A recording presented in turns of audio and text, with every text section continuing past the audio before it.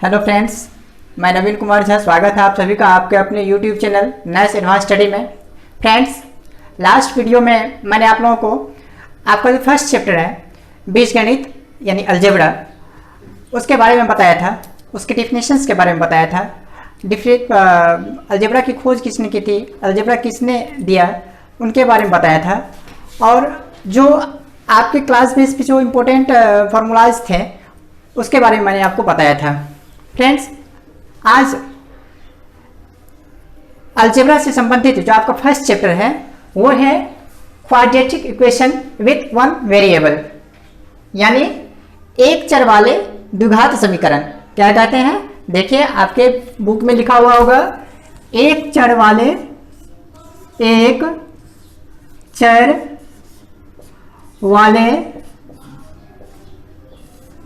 द्विघात समीकरण। क्या है? एक चर वाले द्विघात समीकरण।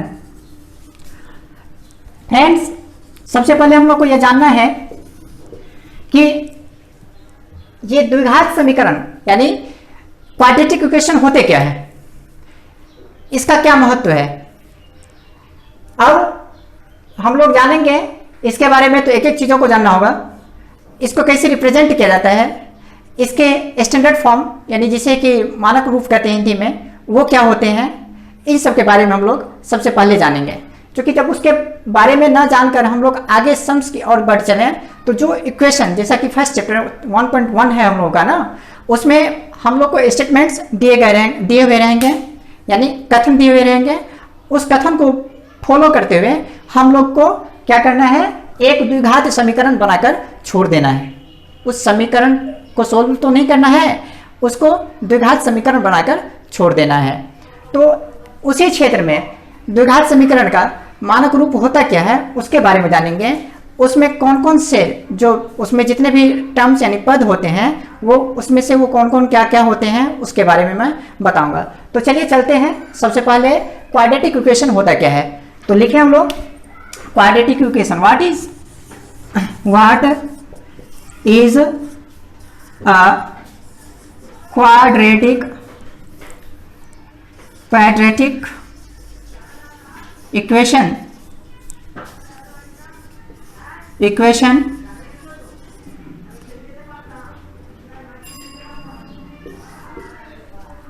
ठीक है। What is a quadratic equation यानी द्विघात समीकरण किसे कहते हैं। हिंदी में अगर समझेंगे तो क्या कहेंगे, द्विघात समीकरण किसे कहते हैं। फ्रेंड्स, मैं इसको हिंदी और इंग्लिश दोनों में ही करवा दे रहा हूं।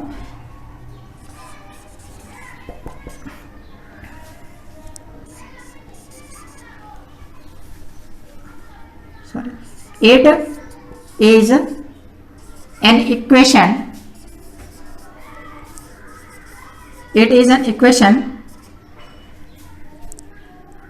that contain at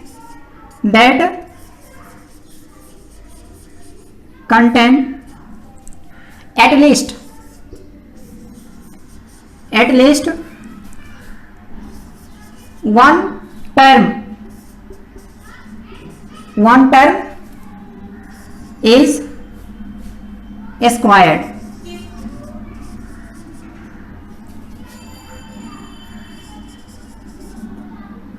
squared। Okay guys, यानी it is an equation that contain at least one term is squared। यानी होता क्या है ना कि यह एक, अगर इसे हिंदी में समझे हम लोग, यह एक समीकरण है जिसका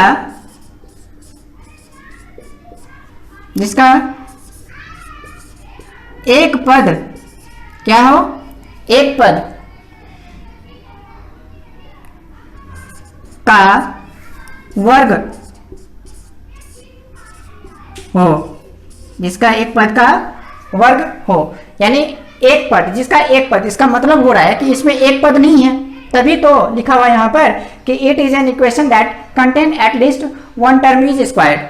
इसका मतलब ही है कि कम से कम जो इक्वेशन हम लोग को दिए हुए रहेंगे उसमें से सॉरी उसके एक नहीं, एक से अधिक टर्म होंगे, यानी एक से अधिक पद होंगे। तो देखते हैं हम लोग, जैसे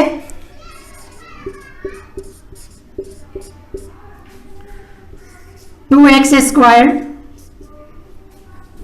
प्लस 4x प्लस 2, मैंने इसको लिखा। अभी मैं ये नहीं जान रहा हूं कि ये है क्या, मैं अभी इसे भी भूला गया हूं, मैं इसे एक तरह से कुछ लिख दिया हूं, जानता नहीं हूं कि ये है क्या, मेरे मन में आया मैं लिख दिया। अब मुझे देखना है कि ये हो क्या सकता है। अब मुझे ऊपर वाले जो स्टेटमेंट्स दिखाई दे रहे हैं ना, उस स्टेटमेंट को फॉलो करना होगा। उसके आधार पर मैं देखूंगा कि ये जो मैं लिखा हूं, क्या ये टर्म्स हैं, क्या ये द्विघात समीकरण हैं, या फिर ये द्विघात समीकरण हो सकते हैं। तो देखिएगा इस कैसे फॉलो करेंगे इसको। यह एक समीकरण है जिसका एक पद का वर्ग हो, एक पद। देखिए इसमें कितने पद हैं, ये जो है ना ये सब पद हैं, क्या है, पद हैं, यानी दीज आर ऑल टर्म्स, यानी सभी के सभी पद है इसमें। अब आपको देखना है कि ये जो स्टेटमेंट कर रहा है कि एक पद का वर्ग हो, एक पद का वर्ग हो, और जिस पद का वर्ग हो ना उस पद को इक्वेशन बनाने के लिए पहले लिखना है। जिस पद का वर्ग हो उस पद को जो है ना क्या लिखना है, फर्स्ट टर्म के रूप में लिखना है, चाहे वो कहीं भी हो, लेकिन वो ज़्यादा पावरफुल है, उसके ऊपर पावर 2 है, यानी वो स्क्वायर्ड है, उसको हम लोग को पहले लेना है। सपोज यहाँ पर अभी पहले तो लिखा हुआ है ये, अगर ये यहाँ रहता या फिर ये यहाँ रहता या फिर ये यहाँ रहता, इसको लिखना कहाँ था, इसको लिखना था पहले ही, ठीक है। तो एक पद का देखिए ये टर्म्स हैं और यही आपके जो है ना क्या है, क्वाड्रेटिक इक्वेशन है। इसके देखिए कितने पद हैं, 1 2 3, इसके 3 पद हैं, इसके 3 पद है। पहला पद क्या है, पहला पद है 2x स्क्वायर, दूसरा पद है 4x और तीसरा पद है आपको 2x इक्वल टू 0। फ्रेंड्स अब जानते हैं इसके मानक रूप के बारे में। इसका मानक रूप, इसका मानक रूप यानी स्टैंडर्ड फॉर्म, स्टैंडर्ड फॉर्म, इसका जो स्टैंडर्ड फॉर्म होता है वो क्या होता है, इसका स्टैंडर्ड फॉर्म है ax square plus bx plus c is equal to 0, जहां a b c कोई वास्तविक, या फिर ऐसे लिखें एक वास्तविक संख्या हो, एक वास्तविक संख्या हो, क्या हो, एक वास्तविक संख्या हो, और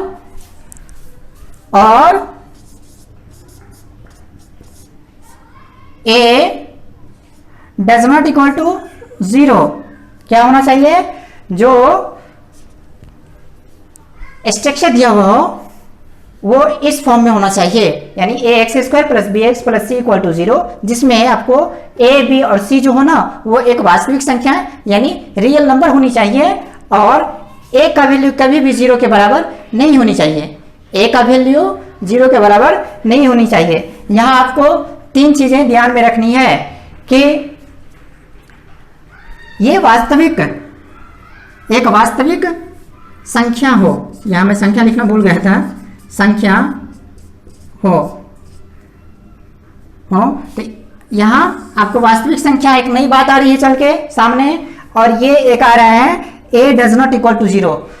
फ्रेंड्स यहां पर ऐसा न हो कि कुछ घटनाएं घट जाएं, क्यों, यहां एक शर्त दिया हुआ है कि a does not equal to 0, यानी a का मान 0 नहीं होना चाहिए। फ्रेंड्स हम लोग को ये देखना है कि कोई कहता है ना कि खबरदार ये चीज मत करना, कोई जिद्दी बच्चे होते हैं वो कहते हैं क्यों, क्या होगा अगर मैं कर लूंगा तो ठीक है करके दिखाओ, हाँ मैं करके दिखाता हूँ। उसी में क्या होती है, कुछ ना कुछ घटनाएं घट जाती हैं। तो कहीं ऐसा ना हो कि अगर a का मान अगर 0 हो जाए तो कुछ घटनाएं घट जाएंगी, ऐसा होने वाला है। जब मैं चैप्टर से आपको सम करवाऊंगा दिए गए स्टेटमेंट को इक्वेशन के रूप में बनाऊंगा, तो देखना वहां पर कि अगर मैं जानबूझकर ए का मान 0 रखूंगा, ए का वैल्यू 0 रखूंगा और दिखाऊंगा कि देखिए ए का मान जैसे ही 0 रख रहा हूं कुछ ना कुछ घटनाएं घट जा रही हैं, ठीक है।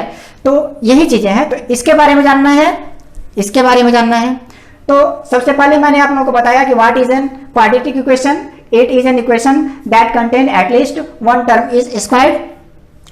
यह एक समीकरण है जिसका एक पद का वर्ग हो, जैसा कि आप लोग देख रहे हैं। आप इस तरह के कई भी एग्जांपल्स ले सकते हैं, इस तरह के कई भी एग्जांपल्स ले सकते हैं।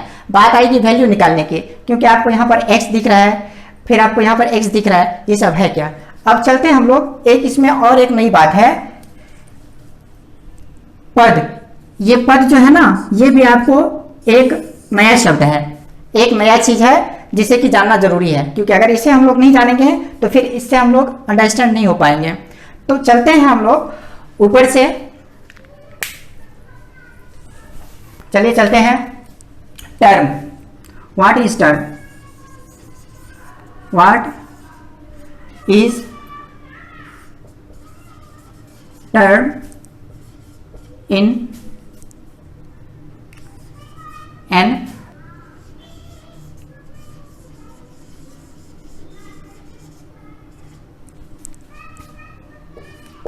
यानी पद। ये जो टर्म है ना, टर्म को हिंदी में क्या बोलते हैं, पद। मैं लिख देता हूं हिंदी में भी क्वेश्चन को समझने के लिए कि पद क्या है या किसे कहते हैं। दो में से कुछ भी लिखिए, क्या है। फ्रेंड्स, इंग्लिश में बता दे रहा हूं पहले। A term is an algebraic expression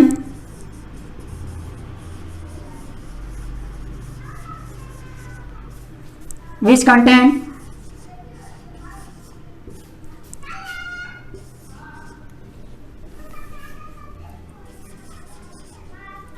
Baba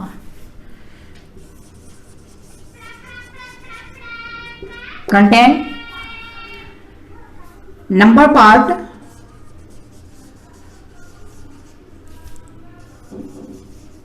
and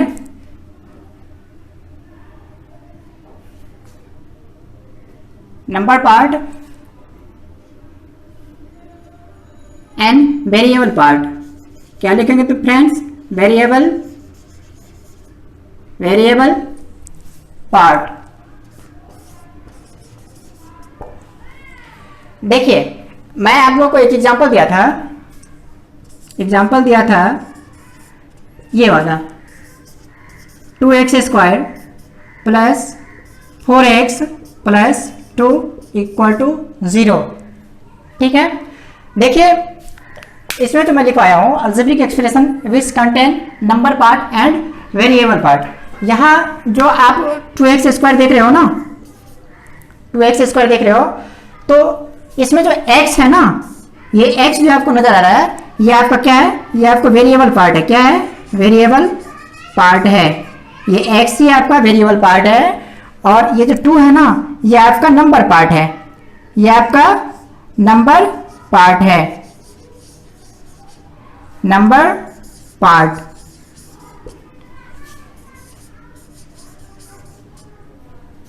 ठीक है।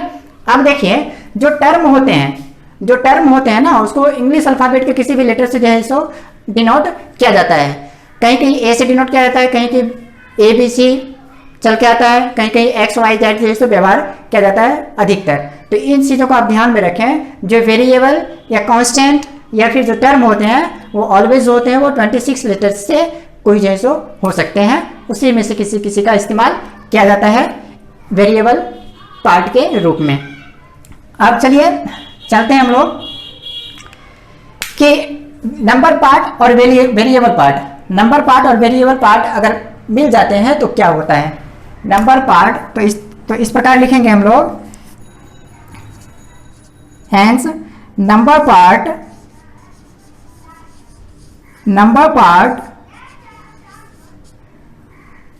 And variable part variable part equal to term, means term is a combination of number part and variable part. तो ये है आपका टर्म, जो मैंने आपको बताया था क्वाड्रेटिक इक्वेशन के डिफिनेशन में, उसमें पद चल के आया था, एक टर्म वर्ड आया था, उसके बारे में मैंने आपको बता दिया। ये आपका क्लियर हो जाना चाहिए। अब चलते हैं हम लोग वास्तविक संख्या के बारे में कि वास्तविक संख्या क्या होती है। What is a real number, what is a real number. देखिए वास्तविक संख्या को रियल नंबर कहा जाता है। जिस तरह से मैंने आपको इसमें इसका इंग्लिश पर लिखवा है, उसी तरह से वास्तविक संख्या का भी जो इस के बारे में भी मैं आपको लिखवा दे रहा हूँ कि वास्तविक संख्या क्या होती है। वास्तविक संख्या ये सब नंबर सिस्टम का एक पार्ट है। मैं अपने पिछले वीडियोस में नंबर सिस्टम जो कि मेरा चल रहा था उसके बारे में, उसमें मैं सारी संख्याओं के बारे में बताया हूँ कि नंबर वास्तविक संख्या यानी रियल नंबर क्या होती हैं, ऑड नंबर क्या होती हैं, इवन नंबर क्या होती हैं, को प्राइम नंबर क्या होती हैं, प्राइम नंबर्स क्या होती हैं, इन सब के बारे में मैंने आपको बताया है। अगर आप लोगों ने उस वीडियो को फॉलो किया होगा तो शायद आप लोग जानते होंगे, फिर भी ये आपके चैप्टर में है, मैं आपको बता दे रहा हूँ। वास्तविक संख्याएं क्या है, संख्याएं क्या हैं, क्या है। अगर इसको लिखेंगे इंग्लिश में तो वास्तविक संख्या, what is real number, real number.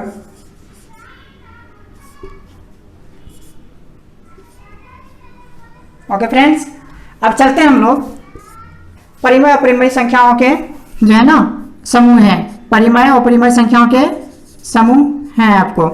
अब देखिए यहाँ पर परिमेय संख्या चलकर आई और अपरिमेय संख्या चलकर आई। इसी तरह से जब मैं आपको परिमेय संख्या के बारे में अपरिमेय संख्या के बारे में बताऊंगा तो उसमें कुछ ना कुछ नई चीजें आ जाएंगी जो कि शायद आप नहीं जानते होंगे। अब मुझे उसके बारे में करवाना पड़ेगा। अगर मैं उसके बारे में बताता तो कुछ ना कुछ नहीं बात, तो इस तरह से नई नई बातें आते रहेंगे, मैं लिखवाते रहूंगा, तो फिर मैं आपके चैप्टर तक पहुंच नहीं पाऊंगा। तो आप लोग ये जानकर रखें कि वास्तविक संख्या क्या होती है, चूंकि आपके चैप्टर से में इन्वॉल्व है, इसीलिए मैं आपको बता दिया हूँ। तो फ्रेंड्स आइए हम लोग चैप्टर 1.1 का श्री गणेश करते हैं एग्जाम्पल के साथ। फ्रेंड्स हम लोग का जो चैप्टर जहाँ से स्टार्ट हो रहा है ना, उसका फर्स्ट जो सम है वो मैं एग्जाम्पल से आपको बताया हूँ। एग्जाम्पल नंबर 1 है कि ध्रुव के बगीचे में जितने नारियल के पेड़ थे, जितने नारियल के पेड़ थे, प्रत्येक में उनकी कुल संख्या से एक अधिक नारियल तोड़े गए। उसके बगीचे से कुल 132 नारियल तोड़े गए। बताएं कि उसके बगीचे में कितने नारियल के पेड़ थे। यहाँ देखिए, यहाँ से जब हम लोग पढ़ना शुरू करते हैं ना तो क्या पाते हैं और कहाँ हम लोग को इस सेंटेंस को, इस पूरे वाक्य को तोड़ना है। ध्रुव के बगीचे में जितने नारियल के पेड़ थे, मैंने यहाँ इसको तोड़ दिया। क्या किया? यहाँ तोड़ दिया। इसको आप लोग पूर्ण विराम नहीं समझेंगे, मैंने इसको बांटा है, ठीक है। मैंने इसको यहाँ पर तोड़ दिया। जितने नारियल के पेड़ थे, फ्रेंड्स कितने नारियल के पेड़ थे ये तो दिया हुआ नहीं है ना। यही वो चीज है जिसके ऊपर हम लोग इसको इक्वेशन बनाएंगे। इस स्टेटमेंट से इक्वेशन बनाएंगे।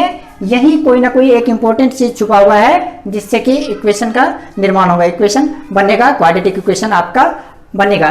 प्रत्येक में उनकी कुल संख्या से एक अधिक नारियल तोड़े गए। प्रत्येक में यानी जितने नारियल के पेड़ थे उस नारियल के पेड़ से एक अधिक नारियल प्रत्येक पेड़ से तोड़े गए।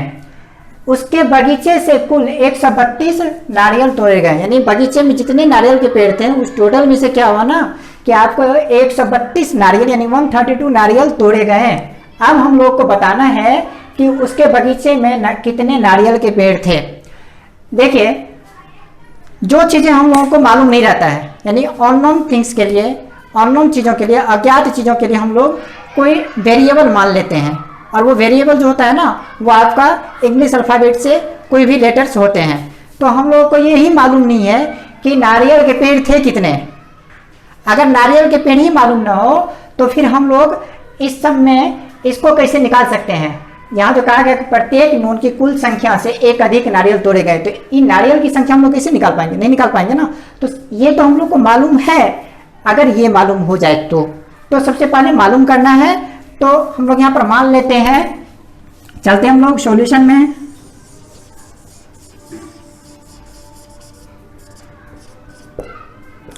माना कि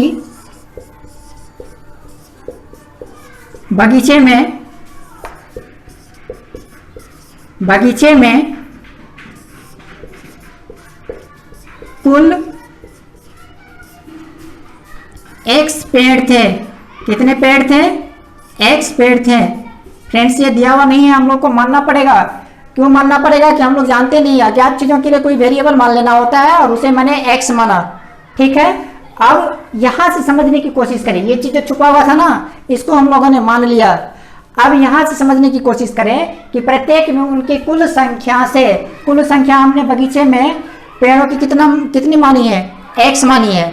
तो कुल संख्या से एक अधिक, तो एक अधिक का मतलब क्या है? कि जितने पेड़ों की संख्या हमने मानी है उसमें एक जोड़ देना है।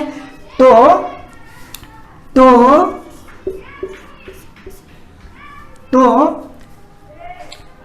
तोड़े गए नारियल की संख्या, तोड़े गए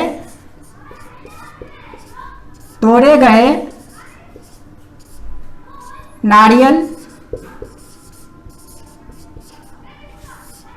की संख्या, जितने पेड़ हैं उससे एक अधिक न तोड़ा गया है। तो कुल पेड़ हम लोग कितने माना, मैंने कितना माना है? x माना है, और उसमें एक जोड़ देना है, क्योंकि जितने पेड़ हैं उसमें से उससे एक अधिक नारियल तोड़े गए हैं। ठीक है, ये हमने माना। अब फ्रेंड्स देखे क्या होता है कि उसके बगीचे से कुल 132 नारियल तोड़े गए बगीचे से। यहाँ क्या करना है? हम लोग को चलना है जैसा प्रश्न कर रहा है उसके हिसाब में। तो प्रश्न से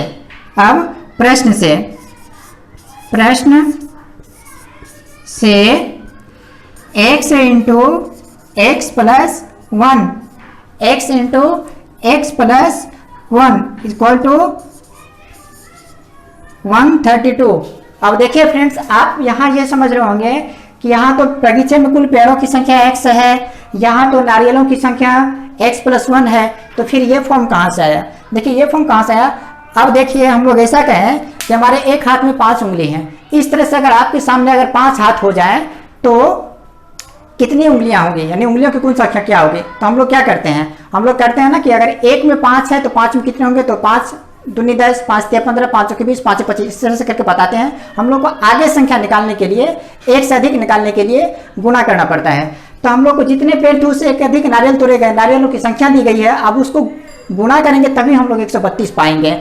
इसीलिए मैंने इसको गुणा किया है और बताया है कि कुल नारियल जो है, क्योंकि जितने पेड़ थे उससे एक अधिक नारियल तोड़े गए और कुल नारियलों की संख्या 132 दी गई। इसको गुणा करके ही जैसे ये आएगा, इसके इक्वल में ये है, इसीलिए मैंने इसको इस फॉर्म में लिखा है, इसको गुणा किया है। ठीक है, यानी नारियल के पेड़ों की संख्या और नारियलों की संख्या को गुणा करके कितने नारियल हैं यहाँ पर? 132। दोनों को बराबर करने के लिए मैंने यहाँ पर इसको गुणा करके लिखा है। फ्रेंड्स अब चले इसको अगर हम लोग सॉल्व करते हैं तो देखते हैं क्या होता है। और x को एक बार x से इंटू करेंगे तो x इंटू एक्स करेंगे तो यहाँ इसका पावर 1 है और यहाँ इसका पावर 1 है। गाइस गुणा करने में जब हम लोग अलजेब्रा में होते हैं तो जब गुणा करते हैं दो वेरिएबल को, अगर दो या दो से अधिक वेरिएबल को हम लोग इंटू करते हैं ना, तो रूल्स ऑफ इंडिसेस हम लोग जो करनी होता है ना, करनी के रूल से हम लोग क्या पाते हैं? करनी के रूल से हम लोग ये पाते हैं कि पावर जो होता है वो ऐड हो जाता है। तो x इंटू एक्स करेंगे, इसका पावर 1 है, इसका पावर 1 है, तो एक्स स्क्वायर हो जाएगा। अब x को एक बार x से इंटू किया, चूंकि ब्रैकेट के अंदर जितनी भी चीजें हैं सबको क्या करना है? ब्रैकेट के बाहर वाली चीजों से इंटू करना है। तो यहाँ हमने इंटू किया x इंटू एक्स, तो एक्स स्क्वायर हुआ। अब इस x को फिर 1 से इंटू करना है, तो क्या पाएंगे हम लोग? 1 से किसी भी वेरिएबल को या किसी भी नंबर को जब इंटू किया जाता है ना तो उसमें कोई परिवर्तन नहीं होता है। तो अगर 1 को हम लोग x से इंटू करेंगे तो 1x नहीं लिखेंगे, क्योंकि 1 छुपा हुआ रहता है। इसीलिए हम लोग क्या करेंगे? यहाँ पर x लिखेंगे इज इक्वल टू 132 दिया हुआ है ना, इसके बराबर में ये दिया हुआ है। इसका सॉल्यूशन मैंने निकाला तो ये निकला। अब इसके बराबर में ये दिया हुआ है। हम लोग को करना क्या है? हम लोग को इस सेंटेंस से क्वाड्रेटिक इक्वेशन ही तो बनाना है ना। तो क्वाड्रेटिक इक्वेशन का फॉर्म क्या होता है? क्वाड्रेटिक इक्वेशन का जो फॉर्म होता है, स्टैंडर्ड फॉर्म होता है, मानक रूप होता है, वो होता है ax square plus bx plus c is equal to 0 होता है ना। तो हम लोग को तो ये भी मिलना चाहिए, ये भी मिलना चाहिए और ये भी मिलना चाहिए, तीनों ही टर्म होनी चाहिए ना। गाइस यहाँ पर आपको कितने टर्म्स नजर आ रहे हैं? यहाँ तो आपको टर्म 1 और टर्म 2, अगर इक्वल की साइड अगर लेफ्ट हैंड साइड अगर हम लोग देखें तो 2 ही टर्म आ रहे हैं ना। हम लोग को कितने टर्म चाहिए? हम लोग को 3 टर्म चाहिए। फ्रेंड्स यहाँ ये क्या होते हैं? ये सी जो होते हैं ना, ये आपको कॉन्स्टेंट होते हैं। क्या होते हैं? कॉन्स्टेंट होते हैं। कॉन्स्टेंट होते हैं, यानी एक स्थिरांक बिंदु होता है और वो कोई संख्या के रूप में, कोई नंबर के रूप में होता है, जो कि हमारा यहाँ पर अगर करेंगे तो हमको तो कोई यहाँ पर एक नंबर चाहिए ना, तो वो नंबर हम लोग कहीं और से नहीं लाएंगे, हम लोग को जिस फॉर्म में दिया गया है ना वहीं से लाएंगे। तो देखते हैं क्या हो रहा है यहाँ पर, और x square plus x minus 132 equal to 0, ये किसका सपोर्ट कर रहा है, यही तो इसका सपोर्ट कर रहा है ना, यही किसका सपोर्ट कर रहा है फ्रेंड्स, यही तो चाहिए, इसके बराबर में इसके जैसा तो यही चाहिए ना। अब देखिए यहाँ पर आप देख रहे होंगे सर यहाँ तो ए एक्स स्क्वायर है, यहाँ तो बी एक्स है, यहाँ तो सी है, चलिए आपका सी 132 है, तो हमारा बी एक्स कहाँ गया, क्योंकि यहाँ तो एक्स है तो यहाँ एक्स दिखाई दे रहा है, लेकिन यहाँ बी होना चाहिए तो बी नजर नहीं आ रहा है, यहाँ ए होना चाहिए तो यहाँ ए नजर नहीं आ रहा है, ये गया क्या, देखिए गया कहाँ, ये कोई बात नहीं है क्या ना आपको कि ये ए जो है ना, ये ए आपका क्या है, ये जो मैंने आपको एक बताया था ना टर्म के बारे में, टर्म जो है तो वो क्या होता है, एक कॉम्बिनेशन होता है किसका, नंबर पार्ट का और वेरिएबल पार्ट का। हो सकता है क्या नंबर पार्ट के रूप में आपको, तो नंबर पार्ट में आपको क्या हो सकता है, नंबर पार्ट में आपको कोई भी तो संख्याएं हो सकती हैं, नंबर्स पार्ट में आपको कोई भी संख्या हो सकती है, 1 2 3 4 5 इस तरह से करके कोई भी संख्या हो सकती है। तो जब यहाँ पर कुछ नहीं है तो यहाँ पर आपका 1 है, यहाँ अगर भी नहीं है तो यहाँ आपका 1 है, और ये तो आपका सी है जो कि एक कांस्टेंट होता है, तो उसी के रिस्पेक्ट में हम लोग को ये हुआ, तो हम लोग को यही इसको फॉलो करते हुए हम लोग को एक इक्वेशन बनाना था आपके इस सम को फॉलो करते हुए, जो कि आपका ये बना। फ्रेंड्स थोड़ा ध्यान से देखेंगे, आशा करता हूँ कि कुछ ना कुछ आप लोग को ये समझ में आया ही होगा। ये उतना ही इंपॉर्टेंट है कि अगर ये एग्जाम्पल करेंगे आप इसके एक्सरसाइज में जाएंगे, एक्सरसाइज में जब जाएंगे ना तो जो स्टेटमेंट दिए गए रहेंगे अगर आप इसको सीख जाएंगे, इसको थ्रू आप इसको अगर समझ जाते हैं तो आप अपने लेसन को कंप्लीट कर पाएंगे। इसके बाद जब जाएंगे 1.2 में तो आपको बहुत बड़े बड़े सम्स आते हैं जो कि आपको उसको सोल्व करना रहता है। 1.3 में जब अगर आप जाएंगे ना तो शायद इसी तरह से स्टेटमेंट आएंगे, इस तरह से आपको एक क्वाड्रेटिक इक्वेशन बनाना है, फिर जाकर इसको सोल्व करना है, और आपका जो ये वेरिएबल पार्ट है ना इसकी जगह कहीं x मिलेगा आपको, कहीं आपको y मिल सकता है, कहीं आपको a मिल सकता है, कहीं b मिल सकता है, उस सब के वैल्यू निकालने हैं। तो फ्रेंड्स आप इसको नज़रअंदाज ना करें, ये ना समझें कि सर एग्जाम्पल बता रहे हैं तो इस चीज़ों को जैसे हम इग्नोर करते हैं और आगे निकल जाए, नहीं, आप एग्जाम्पल समझें। मैं आपसे वादा करता हूं कि अगर एग्जाम्पल समझ में आया तो आप खुद ब खुद आप अपने एक्सरसाइज की जो सम है, स्टेटमेंट है, उसको पकड़ लोगे और आप खुद से भी इस इक्वेशन का निर्माण कर पाओगे। चलिए चलते हैं हम लोग अगले सम की ओर। फ्रेंड्स चलते हैं हम लोग अगले सम की ओर। ये भी आपका एग्जाम्पल नंबर 2 है। दिया हुआ है कि ध्रुव के आयताकार बगीचे की लंबाई चौड़ाई की अपेक्षा 5 मीटर अधिक है। देखें बगीचे की चौड़ाई कैसे पाएंगे यदि बगीचे का क्षेत्रफल 204 वर्ग मीटर हो। देखिए हम लोग को एक चीज मालूम करना है, जब एक चीज हम लोग मालूम कर लेंगे ना तो उसके आधार पर ही हमारी चौड़ाई भी हमको प्राप्त हो जाएंगे, और क्षेत्रफल हम लोग का जो है आयताकार क्षेत्र है उसका क्षेत्रफल दिया हुआ है, और इन सब को फॉलो करते हुए हम लोग को क्वाड्रेटिक इक्वेशन भी जैसे बन जाएगा, यानी द्विघात समीकरण जो बनाना है वो भी बन जाएंगे। देखिए होता क्या है कि ध्रुव के आयताकार बगीचे की लंबाई चौड़ाई की अपेक्षा 5 मीटर अधिक है। यहाँ पर इन दो बातों में से एक बात दी गई है, दूसरी बात नहीं दी गई है। देखिए या तो हम लोग लंबाई को मान ले या फिर चौड़ाई को मान ले।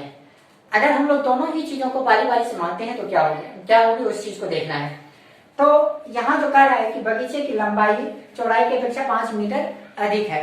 सबसे पहले ये देखना कि जो बगीचा है वो क्या है, बगीचा का जो आकार है वो आयताकार है। आयताकार होता क्या है, आयताकार 4 क्षेत्रों से 4 भुजाओं से घिरा हुआ वह क्षेत्र जिसके आमने सामने की भुजाएं समान हो, जिसके आमने सामने की भुजाएं,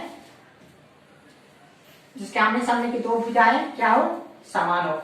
फ्रेंड्स यहाँ आपने देखा अगर हम लोग यहाँ पर ए कर लेते हैं, बी कर लेते हैं, सी कर लेते हैं और डी कर लेते हैं, ये 4 भुजाएं हैं। ये कौन सा क्षेत्र है आपको, यह आयताकार क्षेत्र है। क्यों कि ये जितनी इसकी जो लंबाई है वही लंबाई है इसकी भी, इसकी जो लंबाई है यही लंबाई इसकी भी है। तो जो आमने सामने की जो भुजाएं होती है ना आयत में वो बराबर होती है। तो इस तरह से ये है, तो यही एक आयताकार बगीचा है ध्रुव का जिसकी लंबाई चौड़ाई की अपेक्षा 5 मीटर अधिक है। लंबाई जो है वो चौड़ाई की अपेक्षा 5 मीटर अधिक है। तो अब ये आप गौर कीजिए कि लंबाई क्या होगी, जो इस विधायक लंबा दिख रहा है वही तो लंबाई होगी ना।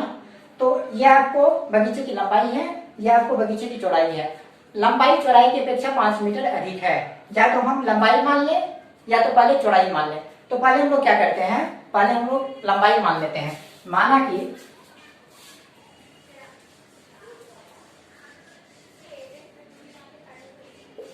माना बगीचे, आयताकार बगीचा है ना, तो लिख देते हैं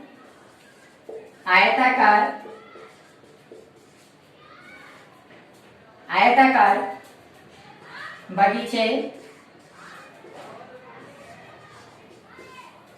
की हम लोग चौड़ाई मान लेते हैं, लंबाई नहीं मानेंगे, पहले हम लोग चौड़ाई मान लेते हैं कि चौड़ाई बराबर x मीटर। गाइस इसकी चौड़ाई क्या है, चौड़ाई आपको ये और ये है ना, तो इसको x मान लेते हैं, ठीक है। और जब ये x है तो ये भी x होगा, क्योंकि आमने सामने की भुजाएं तो आयत में बराबर होती है ना। तो अगर ये x होगा तो ये भी x होगा, या फिर अगर ये x होगा तो ये भी x होगा। तो मैंने यहाँ पर चौड़ाई माना। अब कह रहा है कि लंबाई, जब लंबाई चौड़ाई की अपेक्षा 5 मीटर अधिक है, लंबाई चौड़ाई की अपेक्षा 5 मीटर अधिक है, तो चौड़ाई हमने x माना। तो जब चौड़ाई x माना तो चौड़ाई से तो लंबाई 5 मीटर अधिक है ना, तो लंबाई क्या हो जाएगी, तो लंबाई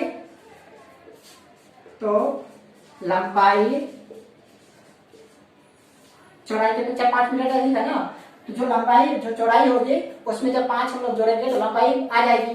तो लंबाई हमने क्या माना है, x मीटर माना है। तो सॉरी, चौड़ाई क्या माना हमने, x मीटर। तो लंबाई क्या हो जाएगा, x plus 5 metre, x plus 5 metre.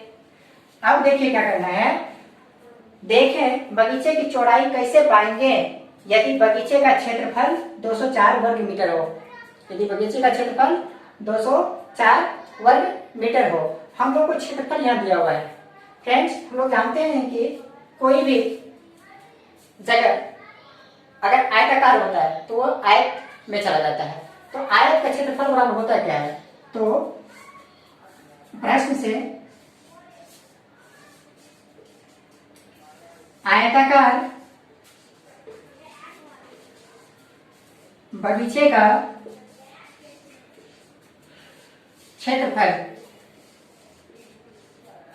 क्षेत्रफल बराबर लंबाई गुणे चौड़ाई, लंबाई गुणे चौड़ाई होती है। और आपको अगर ये मीटर में है, लंबाई और चौड़ाई अगर आपको मीटर में है तो वर्ग मीटर लिख दें, वर्ग मीटर लिख दें या फिर मीटर स्क्वायर लिख दें। अगर लंबाई और चौड़ाई सेंटीमीटर में हो तो वर्ग सेंटीमीटर लिख दें या सेंटीमीटर स्क्वायर लिख दें। तो इस तरह से जैसे होता है। तो यहाँ पर मीटर है ना, तो हम लोगों ने यहाँ पर क्या किया, वर्ग मीटर किया। तो ये है, ये कैसे प्राप्त किया जाता है, तो आयत का जो क्षेत्रफल होता है वो होता है लंबाई गुनी चौड़ाई। तो आपका जो ये बगीचा ग्रुप का है ना, ये क्या आयताकार है, तो आयत के फॉर्मूला पे ही जाएगा। अब देखिए क्या है कि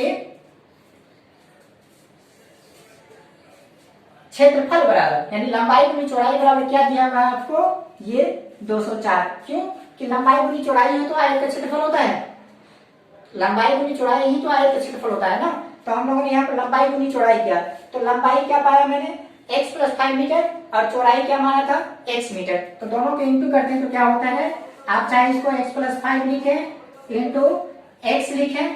इंटू x लिखें, तो बराबर में आपका क्षेत्रफल क्या होता है, बराबर में क्षेत्रफल, ठीक है, बराबर में क्या होता है, क्षेत्रफल। तो क्षेत्रफल तो लोगों को दिया हुआ है यहाँ पर 204 वर्ग मीटर दिया हुआ है हम लोगों को इसको ऊपर में।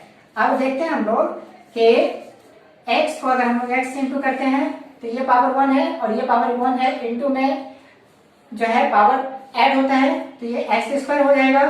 अब इस x को फिर से किससे इंटू करना होगा, 5 से इंटू करना होगा। तो 5 इंटू एक्स करेंगे तो 5x हो जाएगा, और ये आपका 204 दिया हुआ है बराबर में। फ्रेंड्स, हम लोग को द्विघात समीकरण बनाना है जिसका फॉर्म क्या होता है, ax square plus bx plus c equal to 0, जहां a does not equal to 0। तो देखते हैं हम लोग को ये करना है। तो क्या पाएंगे, x square plus 5x minus 204 बराबर 0।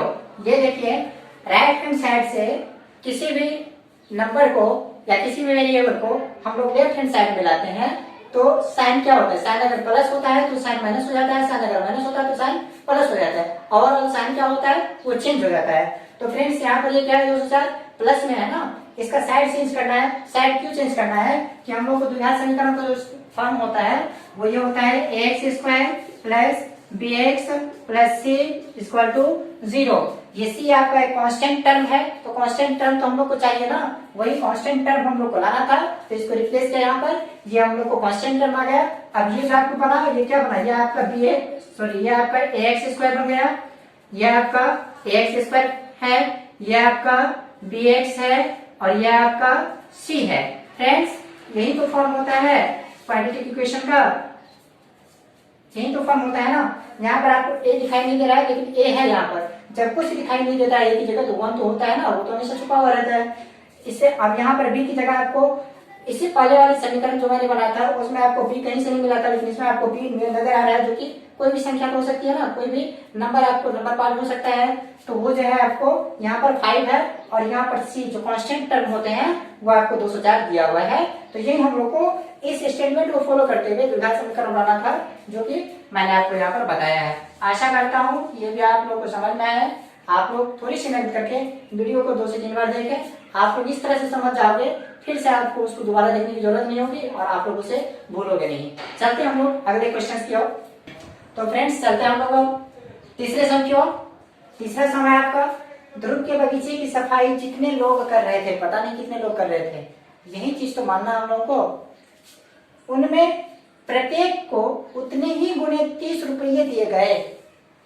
यदि कुल 1080 रुपए दिए गए तो कितने लोग बगीचे की सफाई किए, उसे पाने के लिए एक समीकरण तैयार किए। आपका ये सवाल है। यहाँ है क्या ना, जितने लोग मतलब कितने लोग, जितने लोग, कुछ मालूम नहीं, तो जब मालूम नहीं तो उसे मालूम करना होगा ना। तो मालूम करने के लिए क्या है कि अज्ञात चीजें मान लेनी है, अज्ञात चीजें के लिए हम लोग को एक्स मान लेनी है। तो चलते हैं हम लोग वही काम करते हैं। माना कि कुल x लोग थे, कुल x लोग थे, ये क्या कर रहे थे, तो बगीचे की सफाई कर रहे थे। ये तो आपको दिया हुआ है, तो उस चीज को मैंने नहीं लिखा यहाँ पर, मैं सीधा शॉर्ट में लिखा हूँ कि कुल x लोग थे जो कि क्या कर रहे थे, बगीचे की सफाई कर रहे थे। अब यहाँ पर मैंने इसको तोड़ दिया और मैंने यहाँ पर मान लिया। अब इसके आगे चलते हैं, शर्त क्या रखा हुआ है, उनमें प्रत्येक को उतने ही गुणे, जितने ये थे उतने ही गुणे, तो कितने थे ये x थे ना, उतने ही गुणे 30 रुपये दिए गए। तो कितने रुपए दिए गए प्रत्येक को, तो प्रत्येक को दिए गए, प्रत्येक को दिए गए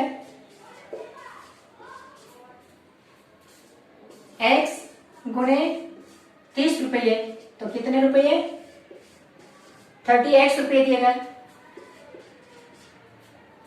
अब है क्या, कुल कितने दिए गए, कुल कितने दिए गए, जब एक व्यक्ति को 30x रुपये दिए गए यानी 30x रुपये दिए गए, तो कुल जितने लोग थे उसको तो और x से उतने लोगों की संख्या को अगर गुना करेंगे तो हम लोग को निकल जाएगा। तो कुल हम मानेंगे, पहले माना क्या, पहले कुल लोग माने, फिर प्रत्येक को जो दिए गए उसको लिखे, क्योंकि ये जब ये पता चल जाती है ना तो ये आपको ऑलरेडी मालूम चल ही जाएगा। अब कुल रुपये कितने दिए गए, अब कुल रुपये कितने खर्च हुए, अब जो सफाई करवा रहे थे बगीचे की उनके जेब से कितने रुपए खर्च हुए, तो कुल रुपये खर्च हुए या दिए गए, खर्च किए गए,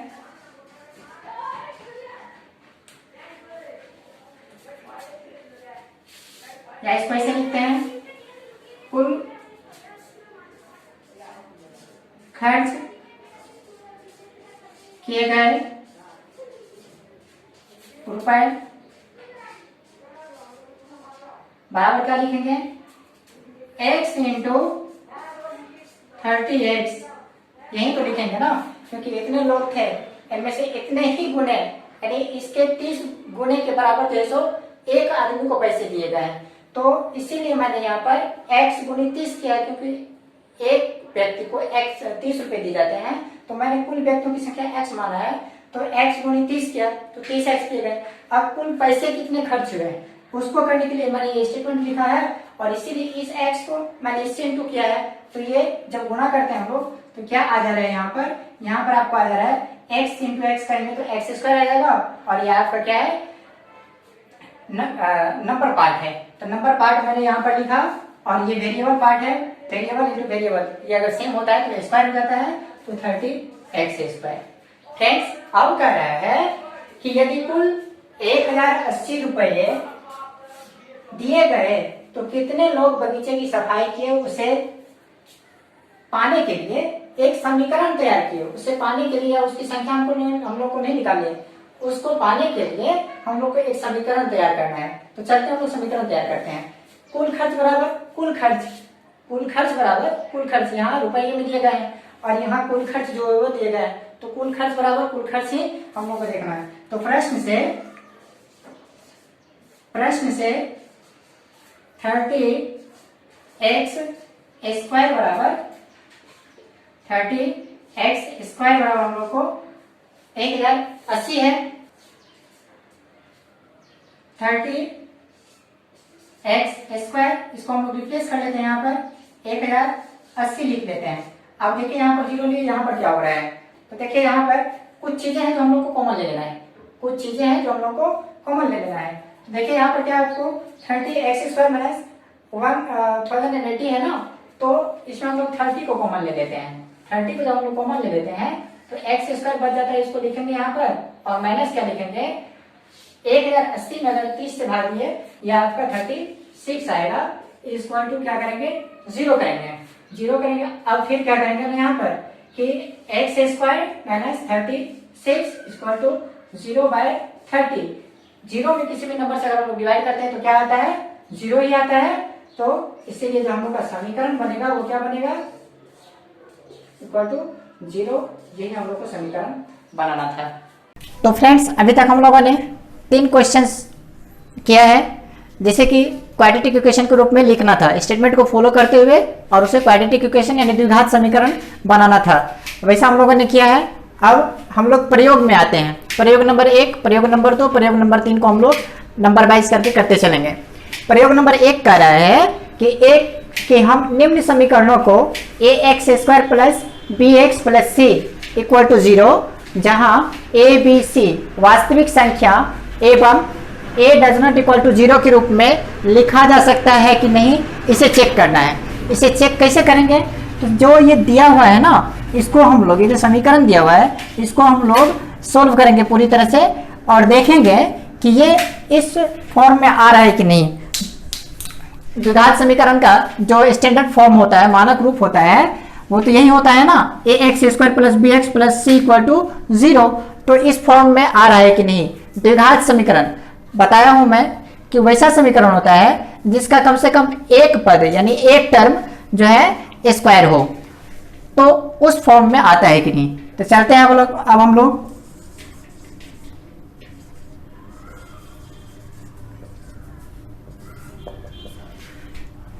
x plus 1 into x plus 3 minus x into x plus 2 equal to 15, ये हम लोग को दिया हुआ है।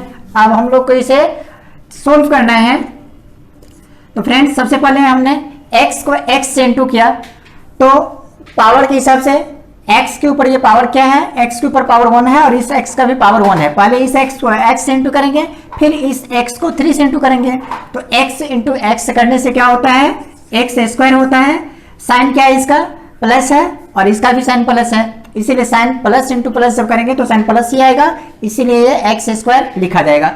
अब चलते हैं हम x इंटू 3 करते हैं। साइन x का प्लस है और 3 का भी प्लस है, तो प्लस इंटू प्लस करने से साइन आपका प्लस आता है। यहाँ पर मैंने साइन प्लस ले लिया। अब 3 इंटू एक्स करते हैं तो 3x आता है। अब चलते हैं हम लोग 1 से x को इंटू करने के लिए। तो 1 को जब x से इंटू करेंगे तो कोई परिवर्तन, x में कोई परिवर्तन नहीं होगा, केवल x ही दिखाएगा। अब क्या है, 1 इंटू 3 करेंगे तो 1 इंटू 3 करने से क्या होता है ना 3, तो प्लस 3 आ जाएगा। अब क्या करना है, इस x से x को फिर से इंटू करेंगे, पावर 1 और पावर 1 पावर ऐड हो जाएगा, 1 1 2 हो जाएगा, तो x टू दी पावर 2 हो जाएगा, यानी x स्क्वायर हो जाएगा। अब फिर इस x को जो है हम लोग किससे इंटू करेंगे, 2 से इंटू करेंगे। अब देखते हैं साइन की बात कर, साइन क्या है, साइन इसका माइनस है और साइन इसका प्लस है, तो माइनस इंटू प्लस क्या होता है माइनस। अब x इंटू 2 करेंगे तो क्या आ जाएगा 2x आ जाएगा, इक्वल टू क्या दिया हम लोग को, हम लोग को दिया हुआ है इक्वल टू में 15। अब देखते हैं, ये आपका एक्स स्क्वायर है और ये भी आपका एक्स स्क्वायर है, तो एक्स स्क्वायर दोनों चीजें तो एक ही है, लेकिन साइन यहाँ पर एक पॉजिटिव है और एक निगेटिव है। तो जैसे ही वेरिएबल एक ही रहता हो, लेकिन साइन अगर एक निगेटिव और एक पॉजिटिव होता हो तो दोनों कट जाते हैं आपस में, क्या होते हैं, दोनों एक दूसरे से कट जाते हैं। कट क्यों जाते हैं, सपोज कि मैंने आपको बोला कि दोनों को लिखना है, तो एक्स स्क्वायर और ये आपका क्या है माइनस एक्स स्क्वायर है ना, ये तो आपको प्लस एक्स स्क्वायर है और ये आपका माइनस एक्स स्क्वायर है। जैसे ही आप उसको एक जगह लिखोगे तो क्या नजर आ रहा है, x square minus x square, दोनों को अगर जीरो करोगे तो क्या हो जाएगा, माइनस करोगे तो क्या हो जाएगा, जीरो हो जाएगा, यानी काट दो आप, ये भी रूल्स होते हैं, तो डायरेक्ट काट दिए, जीरो लिखने की कोई जरूरत नहीं होती है। इसीलिए यहाँ पर ये क्या होते हैं, माइनस नहीं होकर के काट दिए जाते हैं। अब फ्रेंड्स ये प्लस एक्स स्क्वायर और माइनस एक्स स्क्वायर तो आपके कट गए, बचे क्या आपको 3x plus x plus 3 minus 2x equal to 15। अब चलते हैं हम लोग, ये दोनों इसका जो वेरिएबल है वो क्या है, x और x है, ये तो आपका नंबर पार्ट है ना और ये आपका वेरिएबल पार्ट है, तो नंबर पार्ट और वेरिएबल पार्ट मिलकर के क्या होते हैं, एक टर्म बनाते हैं, जो कि आपके यहाँ पर टर्म्स हैं, ये तीनों ही आपके टर्म्स हैं, टर्म 1 टर्म 2 और टर्म 3। टर्म तो है, और ये जो नंबर 3 का जो टर्म होते हैं, टर्म नंबर 3 जो होते हैं, ये आपको कांस्टेंट होते हैं, क्या होते हैं, ये कांस्टेंट मतलब कोई भी नंबर होते हैं, ठीक है। तो अब इसको हम लोग ऐड करेंगे, क्योंकि दोनों का वेरिएबल सेम है तो दोनों ही आपस में जुड़ जाएंगे, दोनों ही आपस में जुड़ जाएंगे, तो दोनों को जोड़ेंगे तो यह आपका क्या है, ये 1x है और ये आपका 3x है, टोटल x को अगर हम लोग काउंट करेंगे तो इस तरह से आपको 4x हो जाएंगे, ठीक है। अब हम लोग प्लस 3 देख रहे हैं यहाँ पर, तो plus 3 minus 2x equal to 15। अब फ्रेंड्स ये देखिए, इसका भी वेरिएबल सेम है और इसका भी वेरिएबल सेम है, नंबर तो अलग अलग है लेकिन वेरिएबल सेम है, साइन आपका प्लस हो या साइन आपका माइनस हो, वेरिएबल सेम रहने पर दोनों का रिलेशन एक दूसरे के साथ होता है। तो मैंने दोनों को एक जगह कर लिया, 4x और minus 2x plus 3 minus equal to 15। अभी मैं इसको अपनी जगह से रिप्लेस नहीं करूंगा, सबसे पहले मैं लेफ्ट हैंड साइड का काम कर लेता हूं। इसका काम जब मैं किया यहाँ पर, तो 4 माइनस 2, यहाँ 2 तो हम कॉमन ले सकते हैं, मैंने 2 कॉमन ले लिया, या फिर आप x को कॉमन ले लो, तो आप 4 माइनस 2 जब करोगे तो 2 आएगा और x दोनों के साथ हो तो x आपका कॉमन आ जाएगा, तो इसका जो रिजल्ट आया ना, ये आपका 2x आया प्लस 3 है आपका इक्वल टू 15 है। अब फ्रेंड्स लेफ्ट हैंड साइड का काम हो चुका है, हम लोग को देखना है कि ये जो समीकरण दिया हुआ है ये आपको ax square plus bx plus c equal to 0 के रूप में आ रहा है कि नहीं, तो उसी को देखना है। तो उसको देखने के लिए क्या करना होगा कि तीनों वेरिएबल हम तीनों टर्म हमको चाहिए, तो 2x प्लस 3 इसको हम लोग जब रिप्लेस करेंगे तो जैसे ही साइड चेंज होता है ना तो साइन भी चेंज हो जाता है, तो ये आपका पॉजिटिव है, साइड चेंज होने से ये साइन आपका क्या हो जाएगा, नेगेटिव हो जाएगा, इक्वल टू 0 लेंगे हम लोग, क्योंकि जब समीकरण हम लोग बनाएंगे तो एनी हाउ हम लोग को क्या करना होगा, 0 लेना ही पड़ेगा।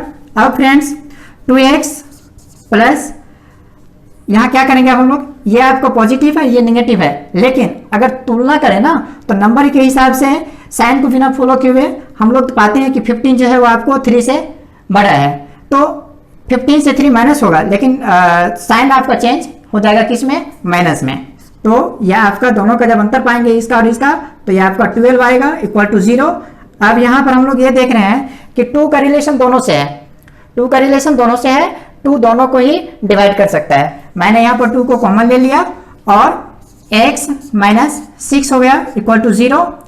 अब x माइनस 6 अगर करते हैं हम लोग तो 0/2 करते हैं, क्यों कि यह आपका किस फॉर्म में है, यह आपका इंटू के फॉर्म में है ना, इसके साथ इक्वल टू 0 है।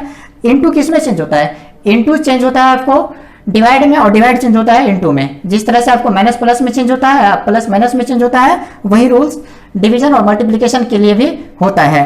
तो मैंने इसको रिप्लेस किया इसके साथ, तो ये इंटू के फॉर्म में था, ये यहाँ पर डिवाइड हो गया। अब ये हम लोग को क्या देगा, जब हम लोग 0 में डिवाइड करेंगे किसी भी नंबर से तो 0 ही आएगा ना।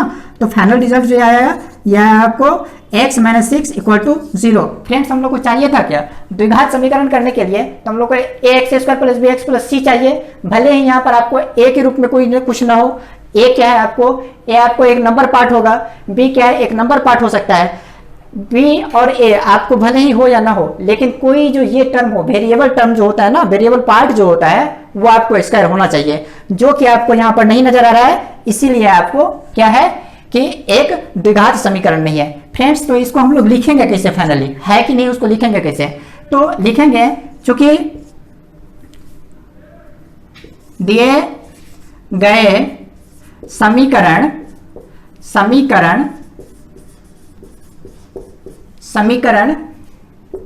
ax² plus bx plus c does not equal to 0, जहां a, b, c एक वास्तविक संख्या है,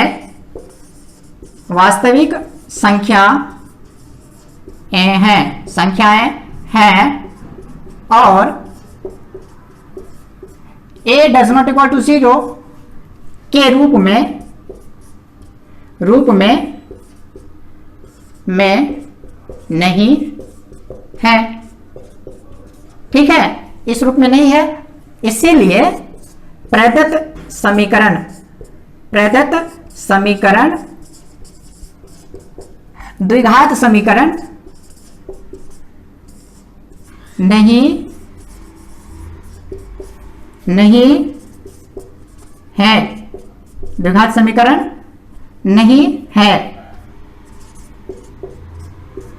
ये मैंने आपको शर्त बताया, ये एक शर्त है, समीकरण को चेक करने का एक शर्त है। शर्त मैंने आपको बताया, ये तो मैं आपको पहले भी बताया था, आज मैं इसको सोल्व कर रहा हूं, इसीलिए बताना जरूरी है, क्योंकि मैं आपको बेसिकली बता रहा हूं।